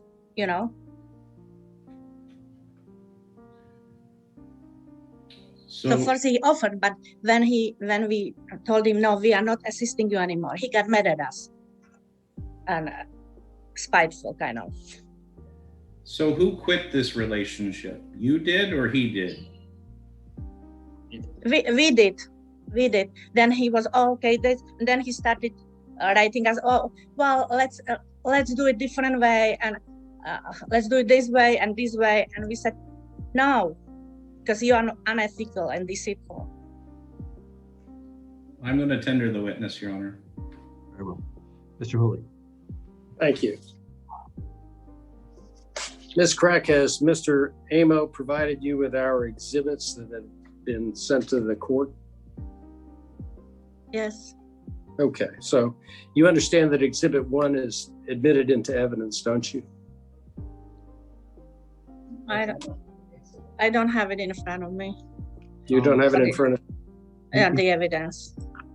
Exhibit I one don't know what you are talking about. I don't have it in front of me. So we're clear, we're talking about the residential lease dated 4th of May 2016 between Beautiful Homes of Florida LLC and Everando Briello Lanesley for unit 4743. Is that it, Mr. Hooley? That is it, Your Honor. Very good. Please continue. Now, I heard your testimony. Did you get these tenants to sign this lease on May 4th? Mr. Vosmera signed it. Did you get the tenants to sign this lease? No, I didn't. He did. He met with the tenants? That what? He met with the tenants? No, he didn't meet with the tenants. Who met with the tenants? I met with the tenants. All right. Now you. Well, he asked me to do that because he was out of the country. Whoa. I'm going to ask you some questions.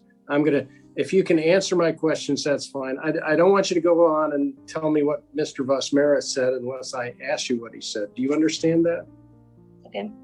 Okay. So I'm looking at this lease and I remember your testimony, and your testimony was that you had a lease that you used for some of your properties, right? Yes. How many properties do you own? We owed before. How many? We owed one property, condo at Oasis on Airport Road. Okay, now was this your property that you leased out to other people? It was our personal investment property, yes, with my husband. Okay, when you say investment property, you weren't living there and you leased it out, right? Yes. And is this the form of lease that you had used when you leased your property out? Yes. Now, when you provided this to Mr. Vosmera, was it just a blank lease or did it have all of this information already put into it? It was the exact lease what we used, just the names of the tenants were different. My question is a little bit more specific. You said you used a general form of a lease. Remember that testimony? No, I said we used our lease for the property, for our investment property. Exactly. Okay. The exact. So did you type in the 4th of May 2016 in Exhibit 1? Mr. Vosmera did that. I mean, I think his secretary. You're saying that Mr. Vosmera's secretary entered the date of the lease and the names of the tenants in this lease? Well, she might have, it was, what was it, 5 years ago? This has been, so I'm not sure exactly how it happened. I know that we went personally to his house and showed him the lease if he wants to use it, because he asked us to do that. Okay, so let me stop you. You went to his house with this lease fully filled out? No. With the lease for our investment property, he checked it and he said that, yeah, he would like to use it. All right, but I'm talking about this lease. Did Mr. Vosmera send you this lease fully filled out so that you could get the tenants to sign it? I don't know exactly how it was. Okay. If But he was, because did you present it to the tenants to get I don't them remember anymore. What? Did you present it? Let me finish my question. Okay. Did you present the lease to the tenants and get them to sign it? I'm not sure how it was. When he wasn't here, we did that. When he was here, he did that. Was he here at the time this lease was signed? As I said, I'm not sure because it's been 5 years. There were several leases. One tenant refused because she didn't want to have electrical utilities included. So there were all kinds of. Okay, so on this exhibit 1, there's some initials in the margins. Did you make sure that the tenants initialed the margins of this lease? I don't remember that at all. Okay. Now, I heard some testimony that somebody paid cash. Was it Mr. Leon and Ms. Roca? Did they pay cash for their deposit? Yeah, that might be, yeah. Okay. And did you keep that cash as a payment for your services? They paid for first month, they paid deposit, first month rent, and second rent.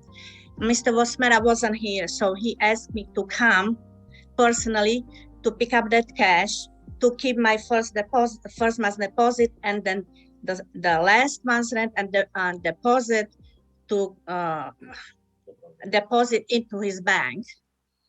So how much was? Because he didn't have anybody to do it for him. So I said, like, okay, I don't want to handle the money, but okay. How much was the first month's rent? I'm not sure anymore. It's been 5 years ago, but I'm sure it says on the lease. Okay. Now, I'm going to draw your attention to Exhibit 7. Exhibit 7 is the lease with Mr. Henry and Mr. Lang. It's dated April 20th, 2016. Do you remember dealing with those tenants? No, actually, I don't know those names. Did you fill out the lease with the name of the unit and the tenants? I don't remember. I even don't remember those names. So, did you get them to? Do you remember getting tenants to sign the lease? As I said, sometimes we did it, sometimes Mr. Vosmera did it. It depends if he was in Naples or if he wasn't. Now, which unit did you provide furniture for? The 2 plus them, the first floor. For 4711 or for 4743? As I don't remember the numbers anymore. It's been 5 years ago, but it was the first floor unit 2 plus them. Then it was 4th floor unit, which was only 2 bedroom. But the furniture we provided for the first floor unit 2 plus them. Okay. And when did you furnish this? before the short-term tenants moved in. Okay, I thought I heard your husband testify that you furnished one of these long-term apartments. Didn't you furnish one of the long-term apartments? Yes, that was the same one, because before he had short-term tenants for 6 months. Then one of the tenants went to China, the other one moved to Marco Island, so they left. And then the long-term tenants were supposed to come in February. So it was for both, for short-term and long-term. Okay, I've only got 2 fully executed leases, okay? And they're both long-term leases. So I'm going to ask you again, which of these units did you furnish? The first floor, 2 plus den unit. So is that 4711 or 4743? As I said, I don't remember the numbers. It's been 5 years ago. But you'll agree with me, only one of the units was furnished. No, yes, the first floor, 2 plus den. Okay, so then you're going to also agree with me that it would have been in at least April of 2016, right? That we furnished it? Yes. Yeah, it might be around the time before the short-term rentals moved in. Now, did you prepare an invoice listing each of the individual things that you purchased for the unit and send it to Mr. Vosmera? Yes, we prepared it, and we met with him in the unit maybe Okay, like stop, 3 times. Stop, And stop. we gave him in person. Nope, stop. Hold on, Mr. Hooley. Ms. Craig, this is much easier for me to understand and be able to make a decision about this case if you just answer the question being asked by the attorneys, please, okay? So just try to listen to what Mr. Hooley is asking you. Only answer the question being asked, and if there's something clarification that needs to happen, I'll give Mr. Amo an opportunity to clarify with you after he's done, okay? Okay. Thank you. Go ahead, Mr. Hooley. Now, did you provide him with a specific inventory of what you purchased sometime in April or May of 2016? Yes. Was that in writing? Yes. And how did you present it to him? Did you keep a copy? No, I'm not sure. We presented him in person when we met in the unit. When you normally dealt with Mr. Vosmera, was he always in town or was he abroad? Sometime in town, sometime abroad. Sometime we met at his house, sometime at our house, sometime at the unit. Sometime he called us. Okay, so but when he was out of town, would you send him an email? I would send him an email, but but with the documents and stuff, he always wanted us to give him in person.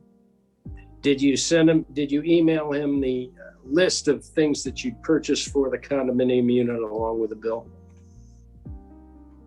Yes. Do you have a copy of that email showing that you sent it to him in May of 2016? In May of 2016, we gave it to him in person, but we sent him email in sometime in January, because then he send me also email I needed for IRS and stuff like that. And do you have a copy of that email available? We had before we just moved, so we but our attorney has it, I think. Okay. Mr. Amo. I'm going to show you what we've marked as Exhibit 5. I don't know if you've got a copy of it. This is the invoice that you prepared. It's dated January 5th, 2017. Do you have a copy of it? I don't, but I'm listening what you're saying. I don't have it. Did you prepare this? Yes. Did Mr. Vosmera tell you to label these as commissions? No, he didn't. And did you in fact receive that $2,950 already by the date of this invoice, January 5th, 2017? Yes. And did you why didn't you include the amount of money that you were looking for on this invoice for the furniture and furnishings? Because he said, send me separately, this is for IRS, and then send me separately the bill for the furniture. And he said he will reimburse us for that also. And did you send him the invoice for the furniture that details exactly the furniture that you purchased sometime in January of 2017? We didn't purchase any furniture in January. No, I'm asking for the invoice, because remember, Yeah, I'm talking Yes. about this invoice, and apparently in January of 2017, you still hadn't been paid for the furniture. Is that accurate? Yes, that's true. So your explanation for not including the furniture on this invoice is that you sent another invoice at the same time or about the same time, itemizing the purchases that you made? Yeah. And do you have a copy of the email that transmits that? I think our attorney, Mr. Emo, has it. Okay. Now, in addition to this $2,950, did you charge your tenants, the actually Beautiful Homes tenants, $400? I don't remember what. I don't remember. You don't I remember? don't think so. I don't think so. But I don't remember. I don't know what was it for. A processing fee? Did you charge the tenants a processing fee? So you said $400. This is what you're talking about? Yes. They were charged. Mr. Vosmera asked to charge for $100 for the keys, and for something else. He wasn't there at the time. I was giving tenants the keys. Did you charge them $400?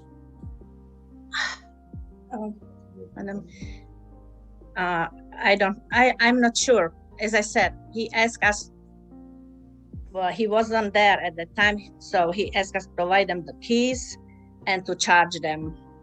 Charge them what? For the keys. How much? I am not sure anymore. He said that he heard from other realtors that the tenants are charged for the keys. Did you transfer that money to Beautiful Homes? Yeah. Do you have any receipts for it? No, we gave it to him. I don't have, as I said, I deposited. Okay, ask me the Now, question. when you say you gave it to him, I mean, did you write him a check? Did you make it a money transfer? Did you hand him cash? What did you do? We deposited to his bank, to his account. And how about $100 payment for Comcast or services or something? Did you charge that to any of the tenants? No. We helped with the Comcast because his secretary asked us and he asked us, but no, we didn't charge. Are there any other charges that you charged the tenants and that they paid for on properties owned by Beautiful Homes? Well, they were, as I said, they were charged for keys, a transponder. He asked us to give them the keys, transponder. There were several things what we were supposed to give them and charge them for that. And you know what? It's been 5 years. I really don't remember anymore what it was. Okay. Do you remember getting an email from Mr. Vosmera telling you to pick up the furniture? Email to pick up? Yes. Did you get more than one email? Yeah, several threatening, very rude, aggressive emails. Did you pick up the furniture? No, because his tenants used it for 6 months and I can't help it if something was used too much. He was supposed to take a check of the tenants. Okay, now after he told you to pick up the furniture, did you send him an email saying you were going to refuse to pick up the furniture? Well, he sent us tons of email. I don't remember why I responded, but not. I just told him we are not coming to that unit anymore because he is unethical and deceitful, and we are not his teammates anymore, and we are not assisting him anymore. So that was it. In any of those emails, did you send him an invoice for the furniture that he hadn't paid for? I don't remember. At the end of our cooperation, I sent him again invoice for the furniture because he asked for it and he said he will pay. But then when we said, okay, we are not assisting you anymore, we want to end our teamwork and assisting, then he decided not to pay us. Do you remember ever sending an email to Mr. Vosmera in the Czech Republic saying that you would not charge him for putting together the furniture? I don't understand question. Could you refrain it one more time? Did you send an email to Mr. Vosmera after you bought the furniture saying that you weren't going to charge him for putting the furniture together? I don't remember. If I could have just a second to talk to my client, then we'll probably release Mrs. Craig. Sure.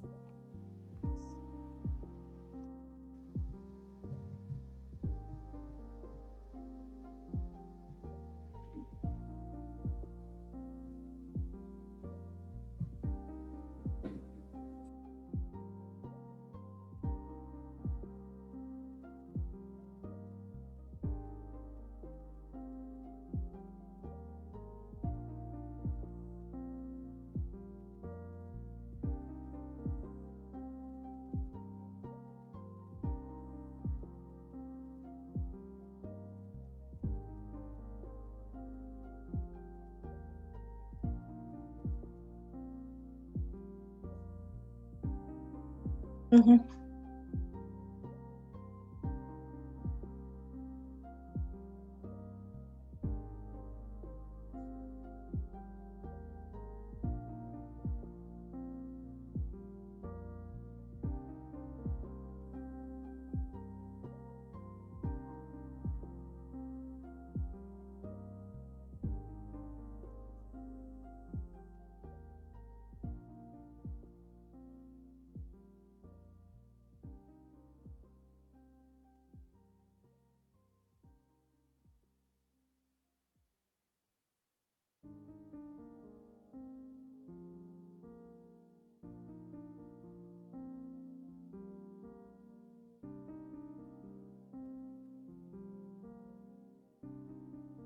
Okay.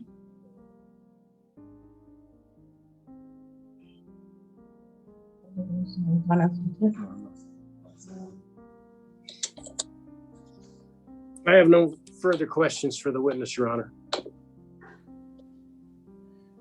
Your Honor, redirect briefly. Yes, sir. Go ahead. Your Honor, again, I would ask the court's indulgence to share screens because Mr. Hooley has opened the door in his cross-examination of Ms. Kreck as to not only her purchases, but also as to the invoices that she had provided to Mr. Vosmera. I would note that in the time that we had here, as Mr. Hooley was questioning Ms. Kreck, that these documents were sent to Mr. Hooley's office October 18th in 2019, and also again last week. They have not been filed with the court, but because there's such a topic of testimony here today, I believe they would benefit the court. As far as the receipts go, no, I think we've covered that. But since it was questioned on cross-examination about this invoice, I think it, as long as it's been disclosed, I think it's proper for you to present it to the court at this time, unless, you know, there's other objections, but, you know, we'll get Your there. Honor, Yes. my issue is, my questions were whether or not she has any evidence that she transmitted this invoice to Mr. Vosmera. Mr. Vosmera's testimony has been that he never had any invoice. So we don't know when the invoice was prepared, but I think Mr. Vosmera testified that he never received an invoice. Okay. Well, then that'll be a factual issue for the court to determine whether or not the invoice was actually transmitted. But if Mr. Amos says that there's an invoice that he'd like to show the court, I think, given that this is a subject that has come up in cross-examination, it'd be appropriate. So go ahead, Mr. Amo. You can do a share screen, and I can see the invoice. I will share screen for screen 3. And Mr. Hooley, you still have a rebuttal case if you need to address it. Ms. Kreck, you're looking at a document on my screen, and I'm going to shrink the document so that it is more easily viewable. Okay.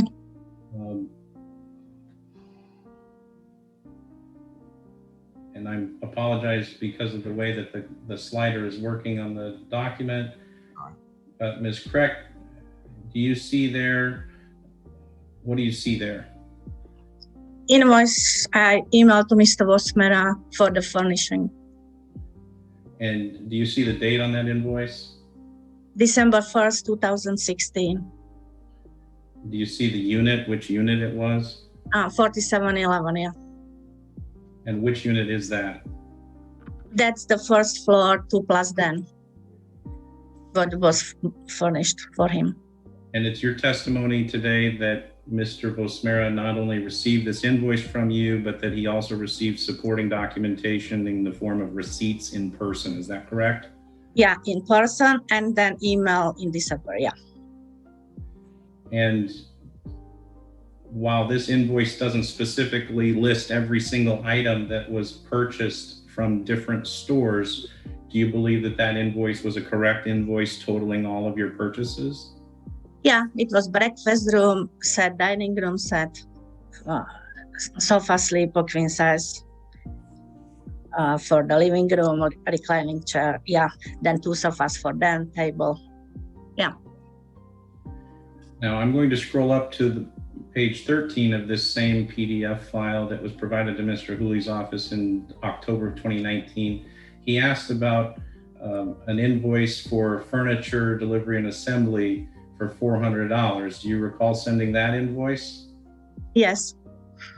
And you'll note that that invoice has a different date, don't you?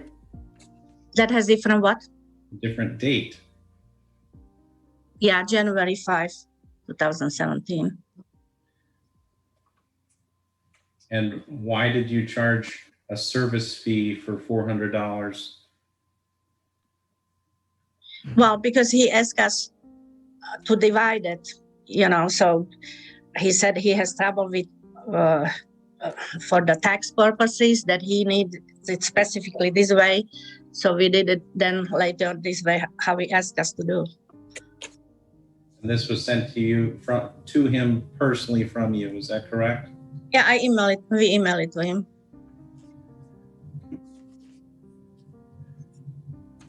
When you emailed this invoice for the furniture, did you attach also any supporting documents like receipts or anything like that? Yes, we did. He said he needs it to for the tax purposes, that he can take, how do you say, deductions. Yeah. So he did take deductions for this furniture, plus his tenants used it. We didn't get the money from him. Your Honor, I have additional images of receipts, which, while not offered for the truth of the matter asserted inside of the receipts, I would now offer those images of receipts in illustration of Ms. Kreck's testimony as to the supporting documentation that she attached to the invoice email. Mr. Hooley? Well, Your Honor, I object to this whole line of questioning, but I don't think that they total up the $2,597. So since you've already allowed this invoice that my client testified he never received, I don't know that I have a lot of choices. So I'm going to sit here and total up this stuff because I'm pretty sure that it doesn't total up. Take a moment.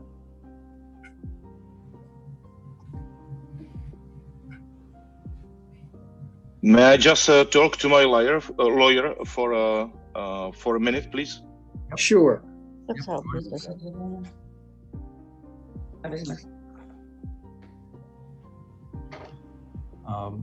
Mr. Young, I'm going to go ahead and stop the screen sharing for just a moment. Understood.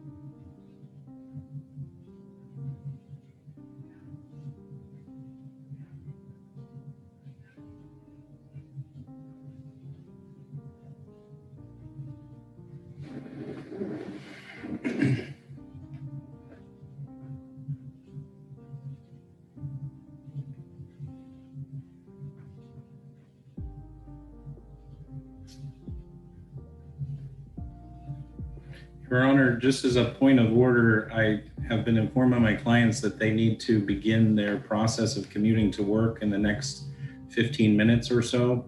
So I will not have any additional questions for Ms. Crack, and I will tender her to Mr. Hooley.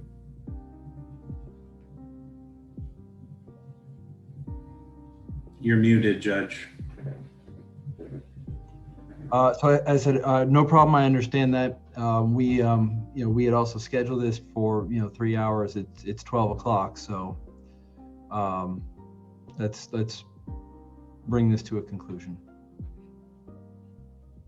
Mr. Hooley, are you there? Are you ready?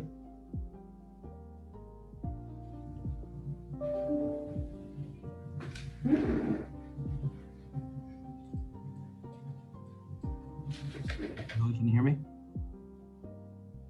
All right. I am almost ready, Your Honor. Okay. Okay. I guess I've got some redirect. Well, Recross. yes, sir. Briefly, just focus solely on the furniture and the those invoices, please. That's correct, Your Honor. All right. Ms. Crack, I went through all your invoices, okay? I don't see any invoice for the sofa sleeper. Who did you purchase that from? Unmute your microphone. That was purchased from a private person. Oh, I see. Do you have an invoice for it? Well, that was included in that. No, it wasn't. I've gone through all your invoices. There's no invoice for that. No, it has to be there. I mean receipt. It's Not, It says on the invoice, the sofa sleeper. it was on the invoice, but there's no receipt, is what you're saying. Yes. Do you have a receipt for the reclining chair in the living room? It was included in the invoice. No. I'm not. When you say invoice, you're referring to this invoice for $2,977, right? Yeah. Where is the actual invoice where you paid $100 for that? As I said, it was from private person. We asked Mr. Vosmera, there was this ad that Do you have an invoice that you paid? Do you have proof of payment?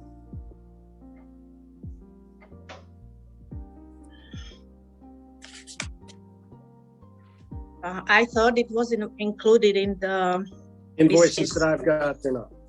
Okay, now I've totaled up your invoices and I come up with $2,223, okay? And I've taken out of those invoices the following things. You've got laminated flooring, Lakeshore pecan, plus a Husky Pro Miter back saw, plus a Pichinow something or other. This is from Home Depot. The date of the invoice is April 11th, 2016. Now, that stuff wasn't for the unit, was it? It was. I explained it in my previous testimony that it was for the decoration and to help my husband to move the furniture in the condo. Right. Where is that hand truck now? The unit has a separate storage, and it was there. You're saying that you left the hand truck in the storage unit for the thing. Yeah, in that storage unit. He knows. He saw it. And you've got a pinch a penny bill for $42. What did you buy at pinch a penny for the unit? As I said, it's been 5 years. But we bought stuff for decoration, for decorative material, and then from pinch a penny.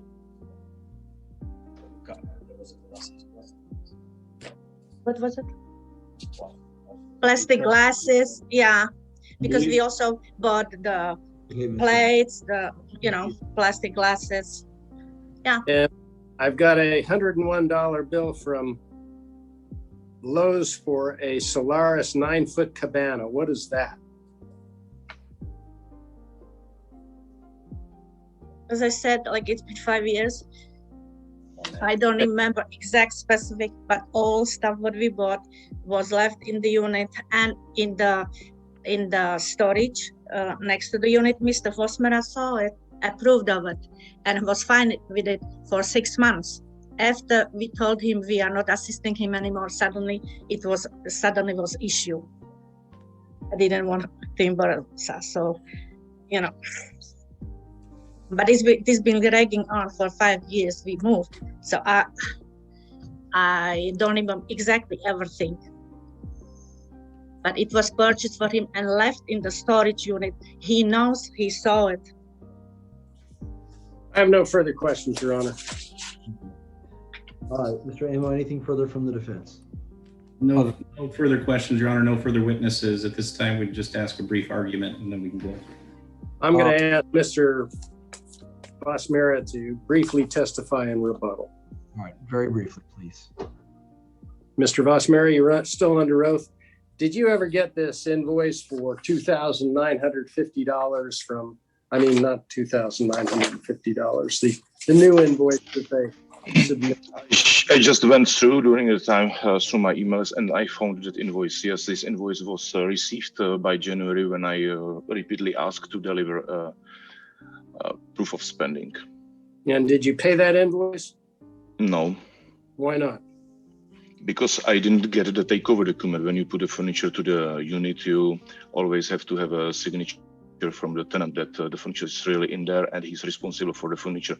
This wasn't delivered to me. Did Ms. Crack ever tell you she wasn't a realtor or didn't have a real estate license? No. Okay. Did she prepare the leases that were admitted into evidence as number 1 and number 7 and present them to you? Yes, she did. I signed it electronically and sent it back to her. It was everything over the email. And to be very clear about prepare, were the relevant portions, meaning the names, the rental amount, the dates, the address, were those filled in, or did you or one of your employees fill that in? Again, I can go through my emails, but as I remember right now, the tenants were, she cared about the advertisement on Craigslist. She get these tenants on Craigslist, as she told me. You're telling she cared about the communication, contract, filling, and signature. Hold on, I need to make sure I understand what you were saying. You're saying she found the tenants on Craigslist for you, made the arrangements, and signed them up for the lease. Is that what you were telling? Okay. Yes. I'll make sure I understand. Just one last question. Did she fill out the residential lease or did you? I believe that she did because I had a problem to get these names and contacts after all when we wanted to contact these clients. So we were never in touch with her, you know. But again, I can check my emails if that was different way, but I believe it was the way she cared about everything. And I just signed it electronically on my way and sent it back to her. Are both of these, did you sign both of these leases, Exhibit 1 and Exhibit 7 electronically? I believe so, yes. Okay. Did you ever meet with the tenants and sign it in front of them? No. Did you I ever wasn't in the country. And did you ever tell her to put commissions on that invoice that she sent you that's Exhibit 5? No, it was all her activity because I had no clue about the market, how does it work, and she, like a realtor, worked for me and collected all the fees and everything. She just sent me later on the email, it's evidence as well, and where she described what she was taking and how much and the purpose of that. So it's in the evidences.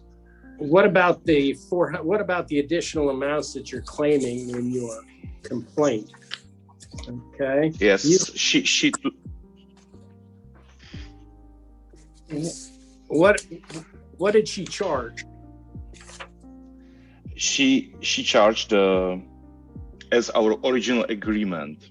It should be like 8% from one yearly rent. It's like one month's rent, her deposit. So she charged a deposit. Let me interrupt you. Okay. In addition to the amounts that she claimed, did she charge your tenants some additional amounts of money? Yes, as she sent us an email and tenants confirmed me to that, she charged like $400 and $300 like administration fee. So that's another $700. Yes. Did she charge them anything other than the $700? Yeah, and then she charged them $100 for remotes and keys. And did she charge those? Did she pay you those amounts? Where you mean to pay? Pardon? Where you mean to pay? To us or? Yes. Did she forward No, the $900 I don't have. to you? No, I don't have any records on our account because I demand her to do everything cashless, like in just in wires, you know. And we had the problem to control the money flow, you know, when it's everything in a cash, and I'm not in the country. And was that all owed to you in May of 2017? Could you please ask the question one more time? Yes, we filed our complaint. It says that she owes you $3,850. Has she paid any of that money since the time we filed the complaint in 2017? No. Okay. I have no further questions, Your Honor. Any brief cross based upon the rebuttal direct? Yes, briefly, Mr. Vosmera, did you supply the tenants with keys, or did Ms. Craig supply the tenants with keys on your behalf? Yeah, Madam Craig did that. And did you pay to have the keys produced, or did Ms. Craig pay to have the keys produced?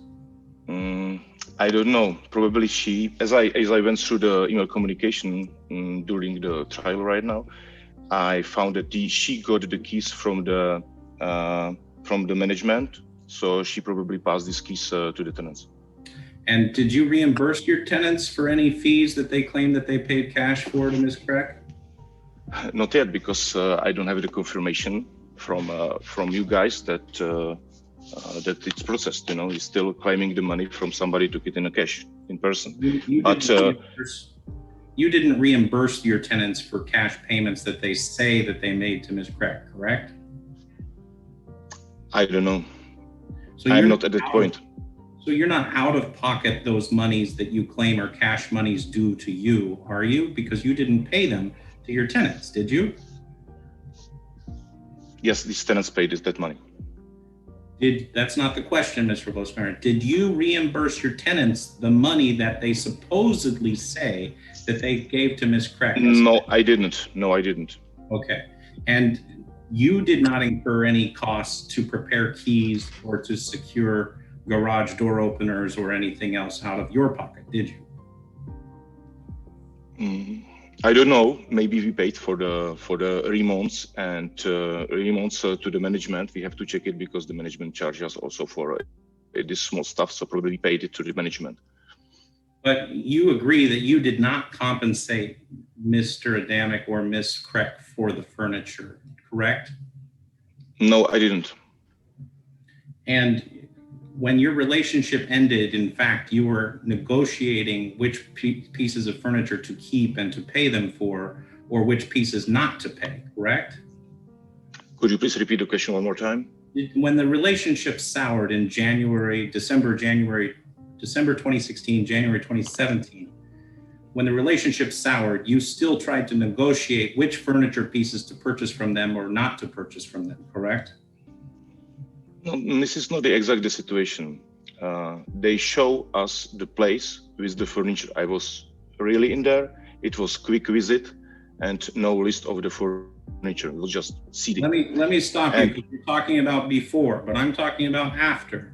After your tenants had left and you went and inspected the units, you attempted to negotiate with Ms. Craig what you would the furniture was not in there based on the list they sent us, and they told us what should be in there. The furniture wasn't in there. The furniture I was checking before these tenants move in.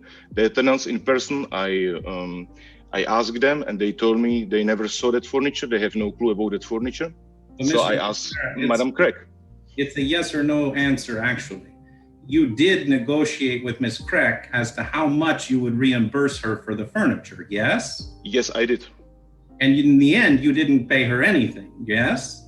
Yes, I didn't, yeah. No further questions. I have one question, Your Honor. Okay. Did you expect Ludmila Craig, when she charges your tenants anything, to forward that money to you unless you told her otherwise?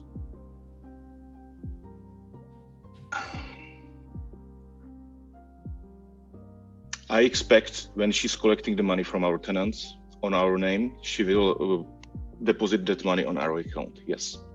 And that constitutes the additional $900 that she charged your tenants but didn't pay you? Excuse me, one more time. That constitutes the two $400 charges plus the additional $100 that she charged your tenants and didn't pay to Beautiful Homes? Yes, Is it your understanding that she still retains that money? I do. I have no further questions, Your Honor. All right. All right. Argument. Mr. Hurley. Florida Statute 475.1.41 states no contract for a commission or compensation for any act or service enumerated in Florida Statute 475.01 sub 3 is valid unless the broker or sales associate has complied with this chapter in regard to the issuance and renewal of a license at the time the act or service was performed. She prepared the leases, she secured the tenants, she had them sign the lease, she collected the money, and she claimed that it was a commission. Even when she says she's providing the services, the facts that have come out in this testimony is that her services weren't for furnishing the apartment. She's got separate invoices for those, okay? My invoices, my calculations show that it's $2,200 that she has managed to document with the invoices. So at most $2,200. So everything else that she's testified to is really based on real estate services that are prescribed by anyone who doesn't have a real estate license. And it doesn't matter, well, in any event. So she's got $2,200. Additionally, she's collected $900 that should have been paid to Beautiful Homes. So I think the best way to resolve this is to give her a credit for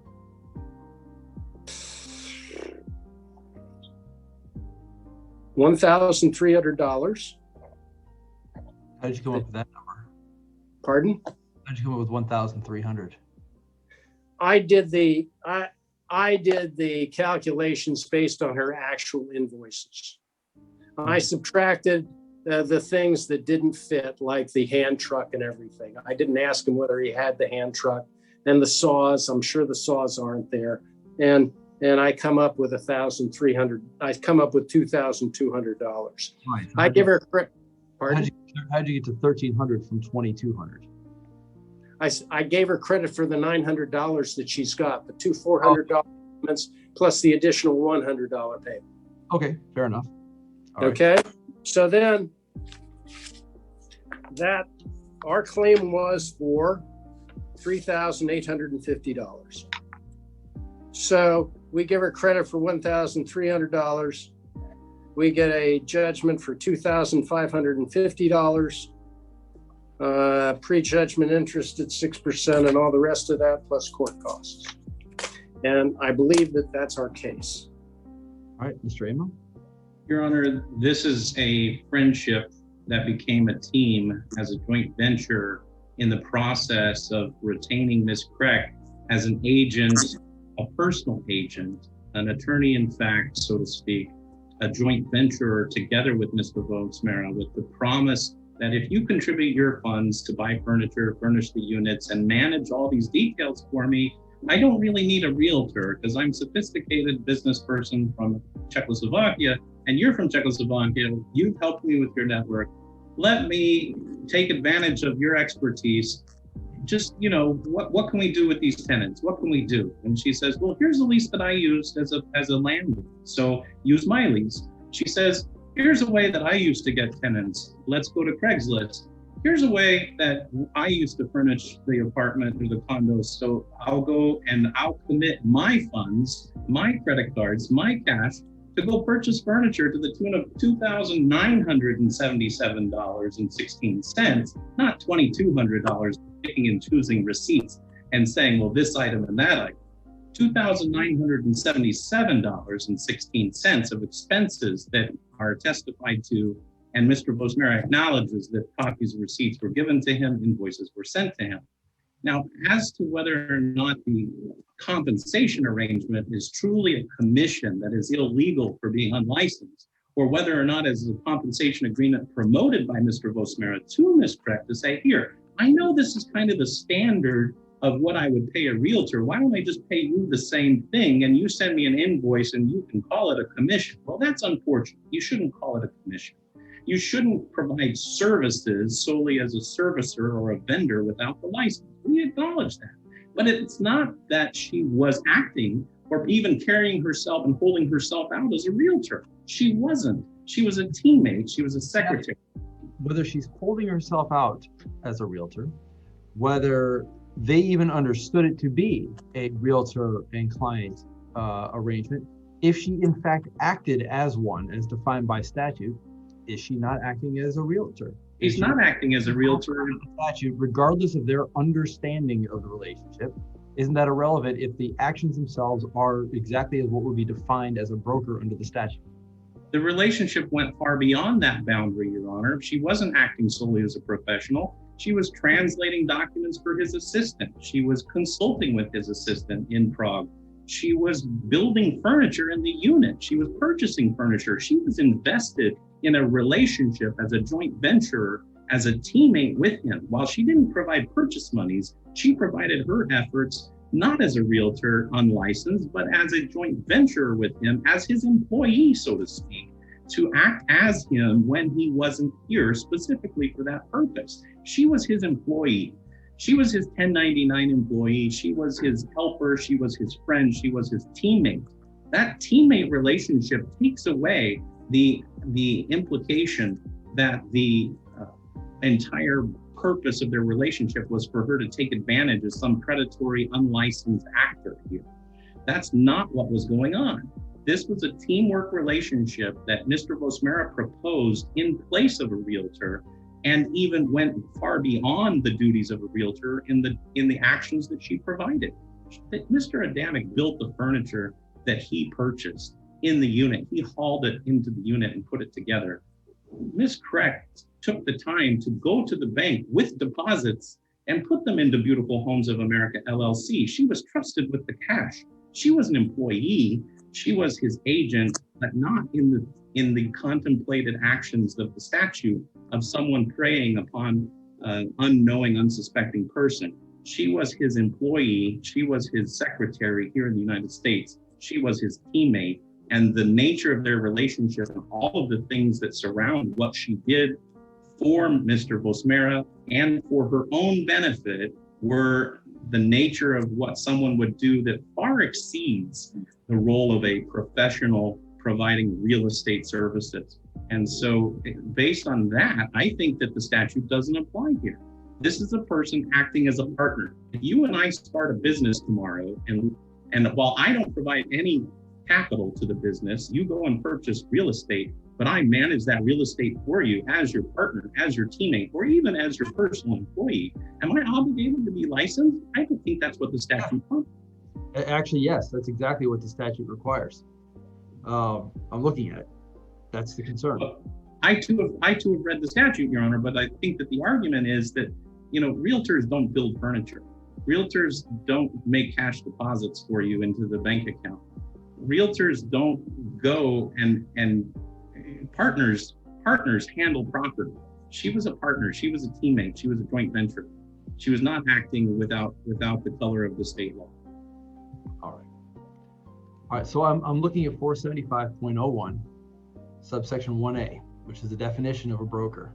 I mean, it's a very long definition, but in substance, it says, means a person who, for another and for compensation or valuable consideration, directly or indirectly paid or promised expressly or impliedly, or with an intent to collect or receive a compensation, appraises, auctions, sells, exchanges, buys, rents,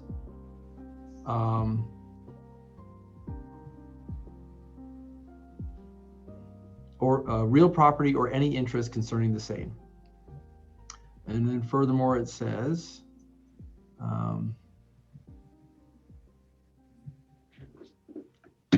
or someone who takes any part in the procuring of sellers, purchasers, lessors, or lessees of a business enterprise or business opportunities, or the real property of another, or leases or interest therein, et cetera, mineral rights.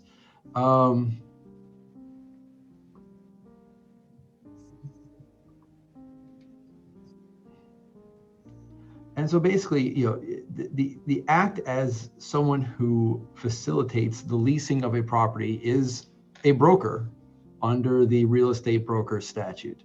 And there are exceptions to allow for employees and things like that.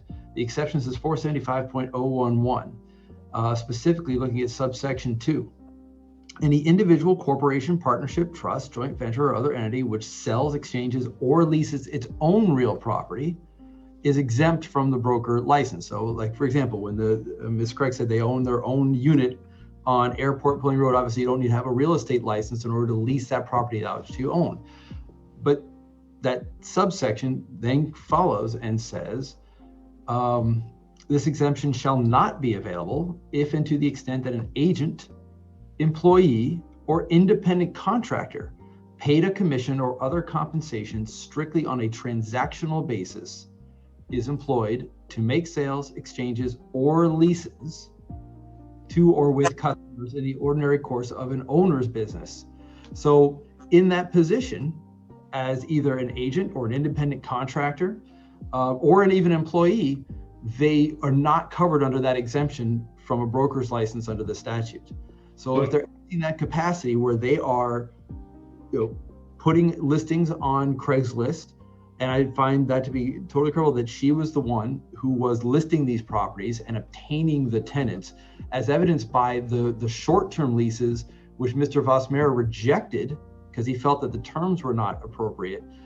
There's no way he would reject the lease that he himself arranged. Your Honor, how arranged by Ms. Craig and by her husband, presented Mr. Vosmera, which he rejected. They're acting as a broker under those terms. And it leads me to believe that these long-term leases, it's the same thing. How is she not a joint venture, Your Honor?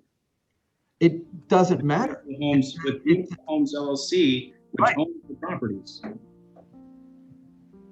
It says right here under the exemption, shall not be available if and to the extent that an agent, employee, or independent contractor, which is how she was acting, at least in one of those capacities.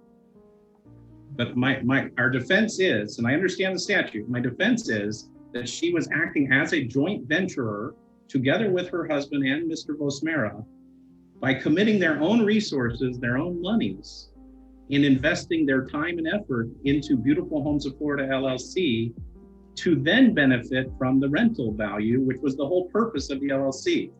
I don't find this to be a joint venture. At best, this is an agent relationship or an employee relationship. I think most accurately, this is sort of an independent contractor type relationship, where, based upon individual acts, there is compensation paid.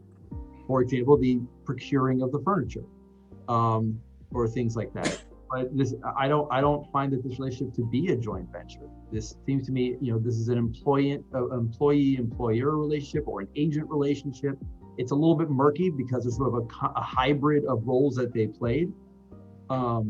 But I disagree with you, sir. I don't find this to be a joint venture. This is more of a contractor relationship or agent relationship. And as set up, evidenced by the invoice indicating, commission for these units. It appears based on all the testimony that I've received that Mrs. Crack and her husband assisted Mr. Vosmera in finding tenants, arranging the leases, getting these folks in, getting them their keys, getting the apartments arranged, in one instance, obtaining the furniture and putting it in there. But these types of acts are consistent with that of requiring a broker's license if she's going to act in that capacity. And so, as far as being entitled to commissions for that without the license, it is inherently an illegal act, and therefore she's not entitled to commissions for that.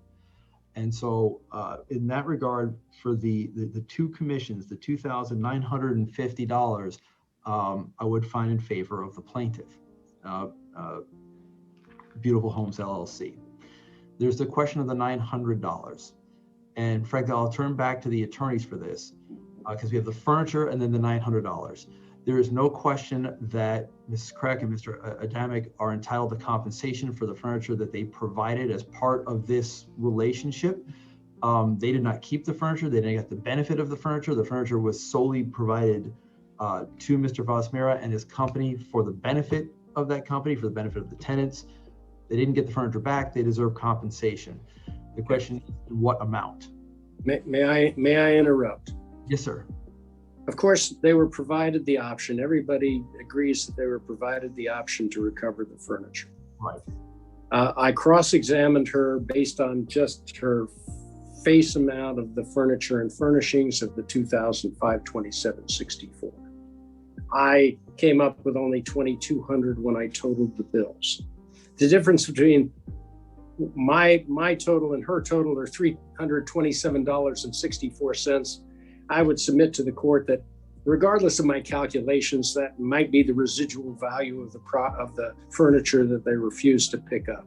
So I'm thinking that, you know, they've got $2,200 worth of damages. And you see, I'm not telling the court that my guy should walk away free. So then the question is, I made a note when I was listening to Mr. Adamo, where he said that Mr. Vosmera and Beautiful Homes trusted Ms. Kreck with the cash. And I submit to the court that she kept $900, and that testimony has been undisputed. Oh. So I'm only asking for that credit against in all fairness, Ms. Kreck did testify that she did deposit those funds. No, she testified that she deposited the cash that she took as a deposit on the long-term leases. No, what I heard was that she did actually submit the $900 to Mr. Vosmera. Now, Mr. Vosmera said he never got that money. Yes. Yes. Okay. But there is a disagreement as to what happened with that money. But go ahead. And there's also disagreement as to the balance, because the invoice that Ms. Crack clearly provided Mr. Vosmera is totaling $2977.16, which includes $450 of cash transactions without receipts, as Mr. Cooley pointed out, for a recliner, a sofa, and a sofa sleeper, photographs of which you saw, and testimony for which you heard, and negotiations for which ensued in January of 2017. But the total that Ms. Kreck has is $2,977.16. That's without any deductions from Home Depot and without any deductions for receiptless items. And so essentially her number of $2,977.16 would offset $2,950. It would be awfully close, wouldn't it? But go ahead, Mr. Hooley, you were saying. We filed this complaint. We said we didn't get the $900. Ms. Kreck has testified that she said she deposited according to your recollection, Yes, sir. but Mr. Vosmera said he never got it. Mr. Amo is correct. I took away the items that she doesn't have any receipts for. So that's why I started with the $2527.64. But when I did the totals, I came up with a lower amount of money, taking out some of the things that I believe were clearly not part of the amount. So that's how I came up with the $2,200, but I can't seem to locate my tape right now. So it's our position that if you find she's in violation of the statute, that because of the nature of the relationship and the souring of the relationship in late 2016, early 2017, that if the court finds it to be equitable, that maybe there should be a walkaway here, because we're really looking at the differential of sofas for whom photographs you've seen and testimony you've heard about, sofa sleepers, recliners, items that you've seen photographs of that were in the unit. And so it's our position that receiptless or not, Ms. Kreck certainly invested time and money into this relationship, and we're not even really talking about her time because we're rewinding any payment from Mr. Vosmera to Ms. Kreck. All right. Mr. Hooley, please finish your thought. my thought is that as Mrs. Crack says, she can't remember some of this stuff because it happened so long ago. I think if she's got documents for the 2537 and she doesn't have documents for the other ones, we don't know whether she got them from somebody who was discarding them or what. So I don't believe that that's fair to charge Mr. Vosmera with that when we're agreeing that, okay, for the purposes of discussion, we've got $2,500 worth of furniture. But when we look at the invoices, we reduce that by $327.64. Now, that reduction is based on my calculations on the spur of the moment, but we haven't got a tape report from Mr. Amo, but that's the calculation. So the issue, I think, is this. Is the residual value of the property that they didn't take back $327, is that equitable? Yes, they didn't take it back. I don't know what it's worth. Nobody knows what it's worth. But the reality is they're under a duty to mitigate their damages. So what are their damages? Their damages are the furniture, and my client offered. They refused. That testimony is clear. I don't think a reduction of $327.64 on their overall claim is unreasonable under the circumstances. And that leaves us with the $2,200. Again, Mr. Vosmera testified that he never received the $900. Mrs. Kreck says that she deposited the $900. She hasn't produced any evidence that she deposited. She admitted that she doesn't even remember the amounts. So it's unclear to me after so many years that why she wouldn't have that, because that's clearly set forth in my very complicated one-count complaint. So I would only point out that Mr. Vosmera's allegation as to $900 cash paid by tenants is third-party hearsay, and his repetition of that evidence is what I think you needed to object to that when he was testifying to it. That I would agree with. It was in terms of weight. That came out through the course of the trial. All right. So I suggest that my original suggestion of finding out that she should be reimbursed $2,200, she should be given credit for the $900, and we should be given credit for the actual commissions that she admits that she received, and we should have a judgment in that amount. All right. All right. Well, what I'm going to do is there was an invoice for the $2977.66 for the furniture. 16, sorry. What's that? 29.16. 16. I have bad handwriting. $2977.16, and then $400 for delivery and assembly.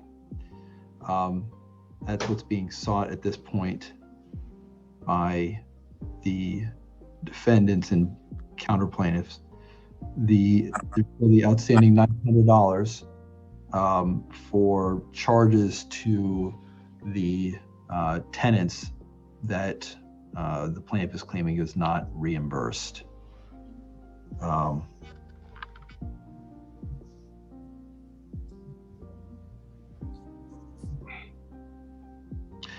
As far as the invoices go, we did clarify those invoices were transmitted to Mr. Vosmera back in January of 2017.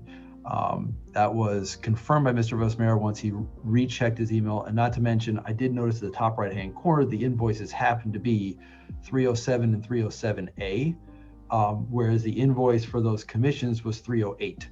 So I do think that those were, sent concurrently with the invoice for the commissions. As far as the amount goes, the amounts are in dispute. I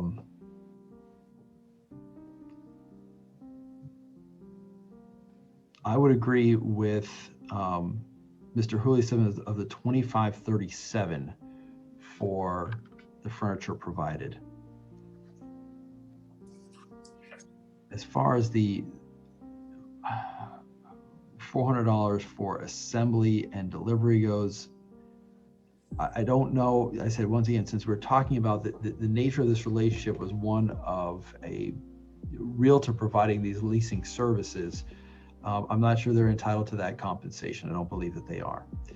I do find that there was $900 that was collected by the defendants and not reimbursed to Ms. Russell, or at least it was not proven by the evidence that it had been reimbursed to Mr. Rosmera.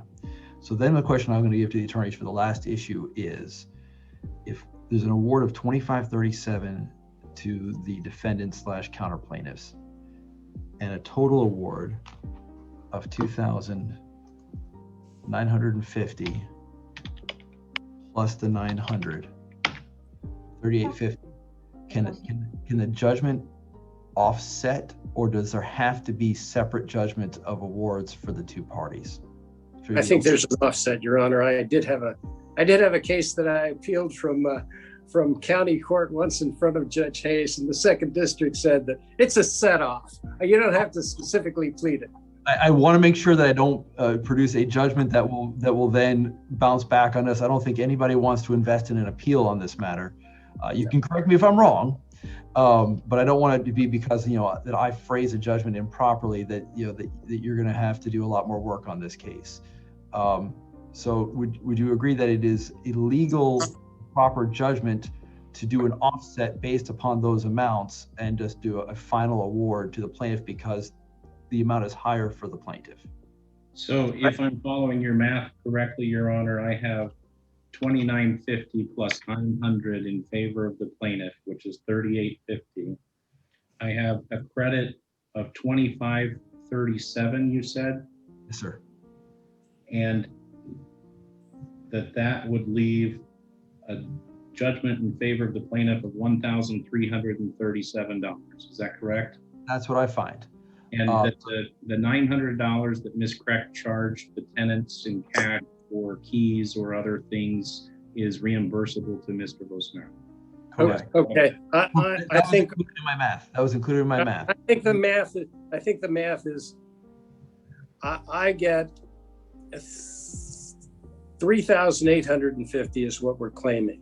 Correct. Minus 2,537, you get minus 2,537. You get to 1,313. 1,337. I got 1,313. Sure. 3,850 minus 2,537 is 1,313.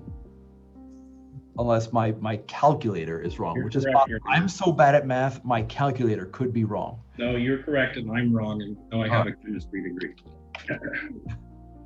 All right.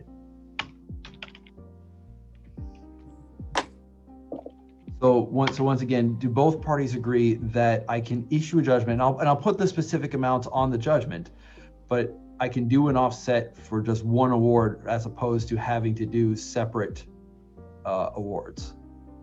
Would you agree? Yes, Your Honor. Mr. Raymond, do you agree I can do that in the judgment? Yes, Your Honor. All right. Okay. And your prejudgment interest and costs? All right. Let's address that real quickly. You have to go to work. I understand. We're almost done. So was prejudgment interest sought in the complaint?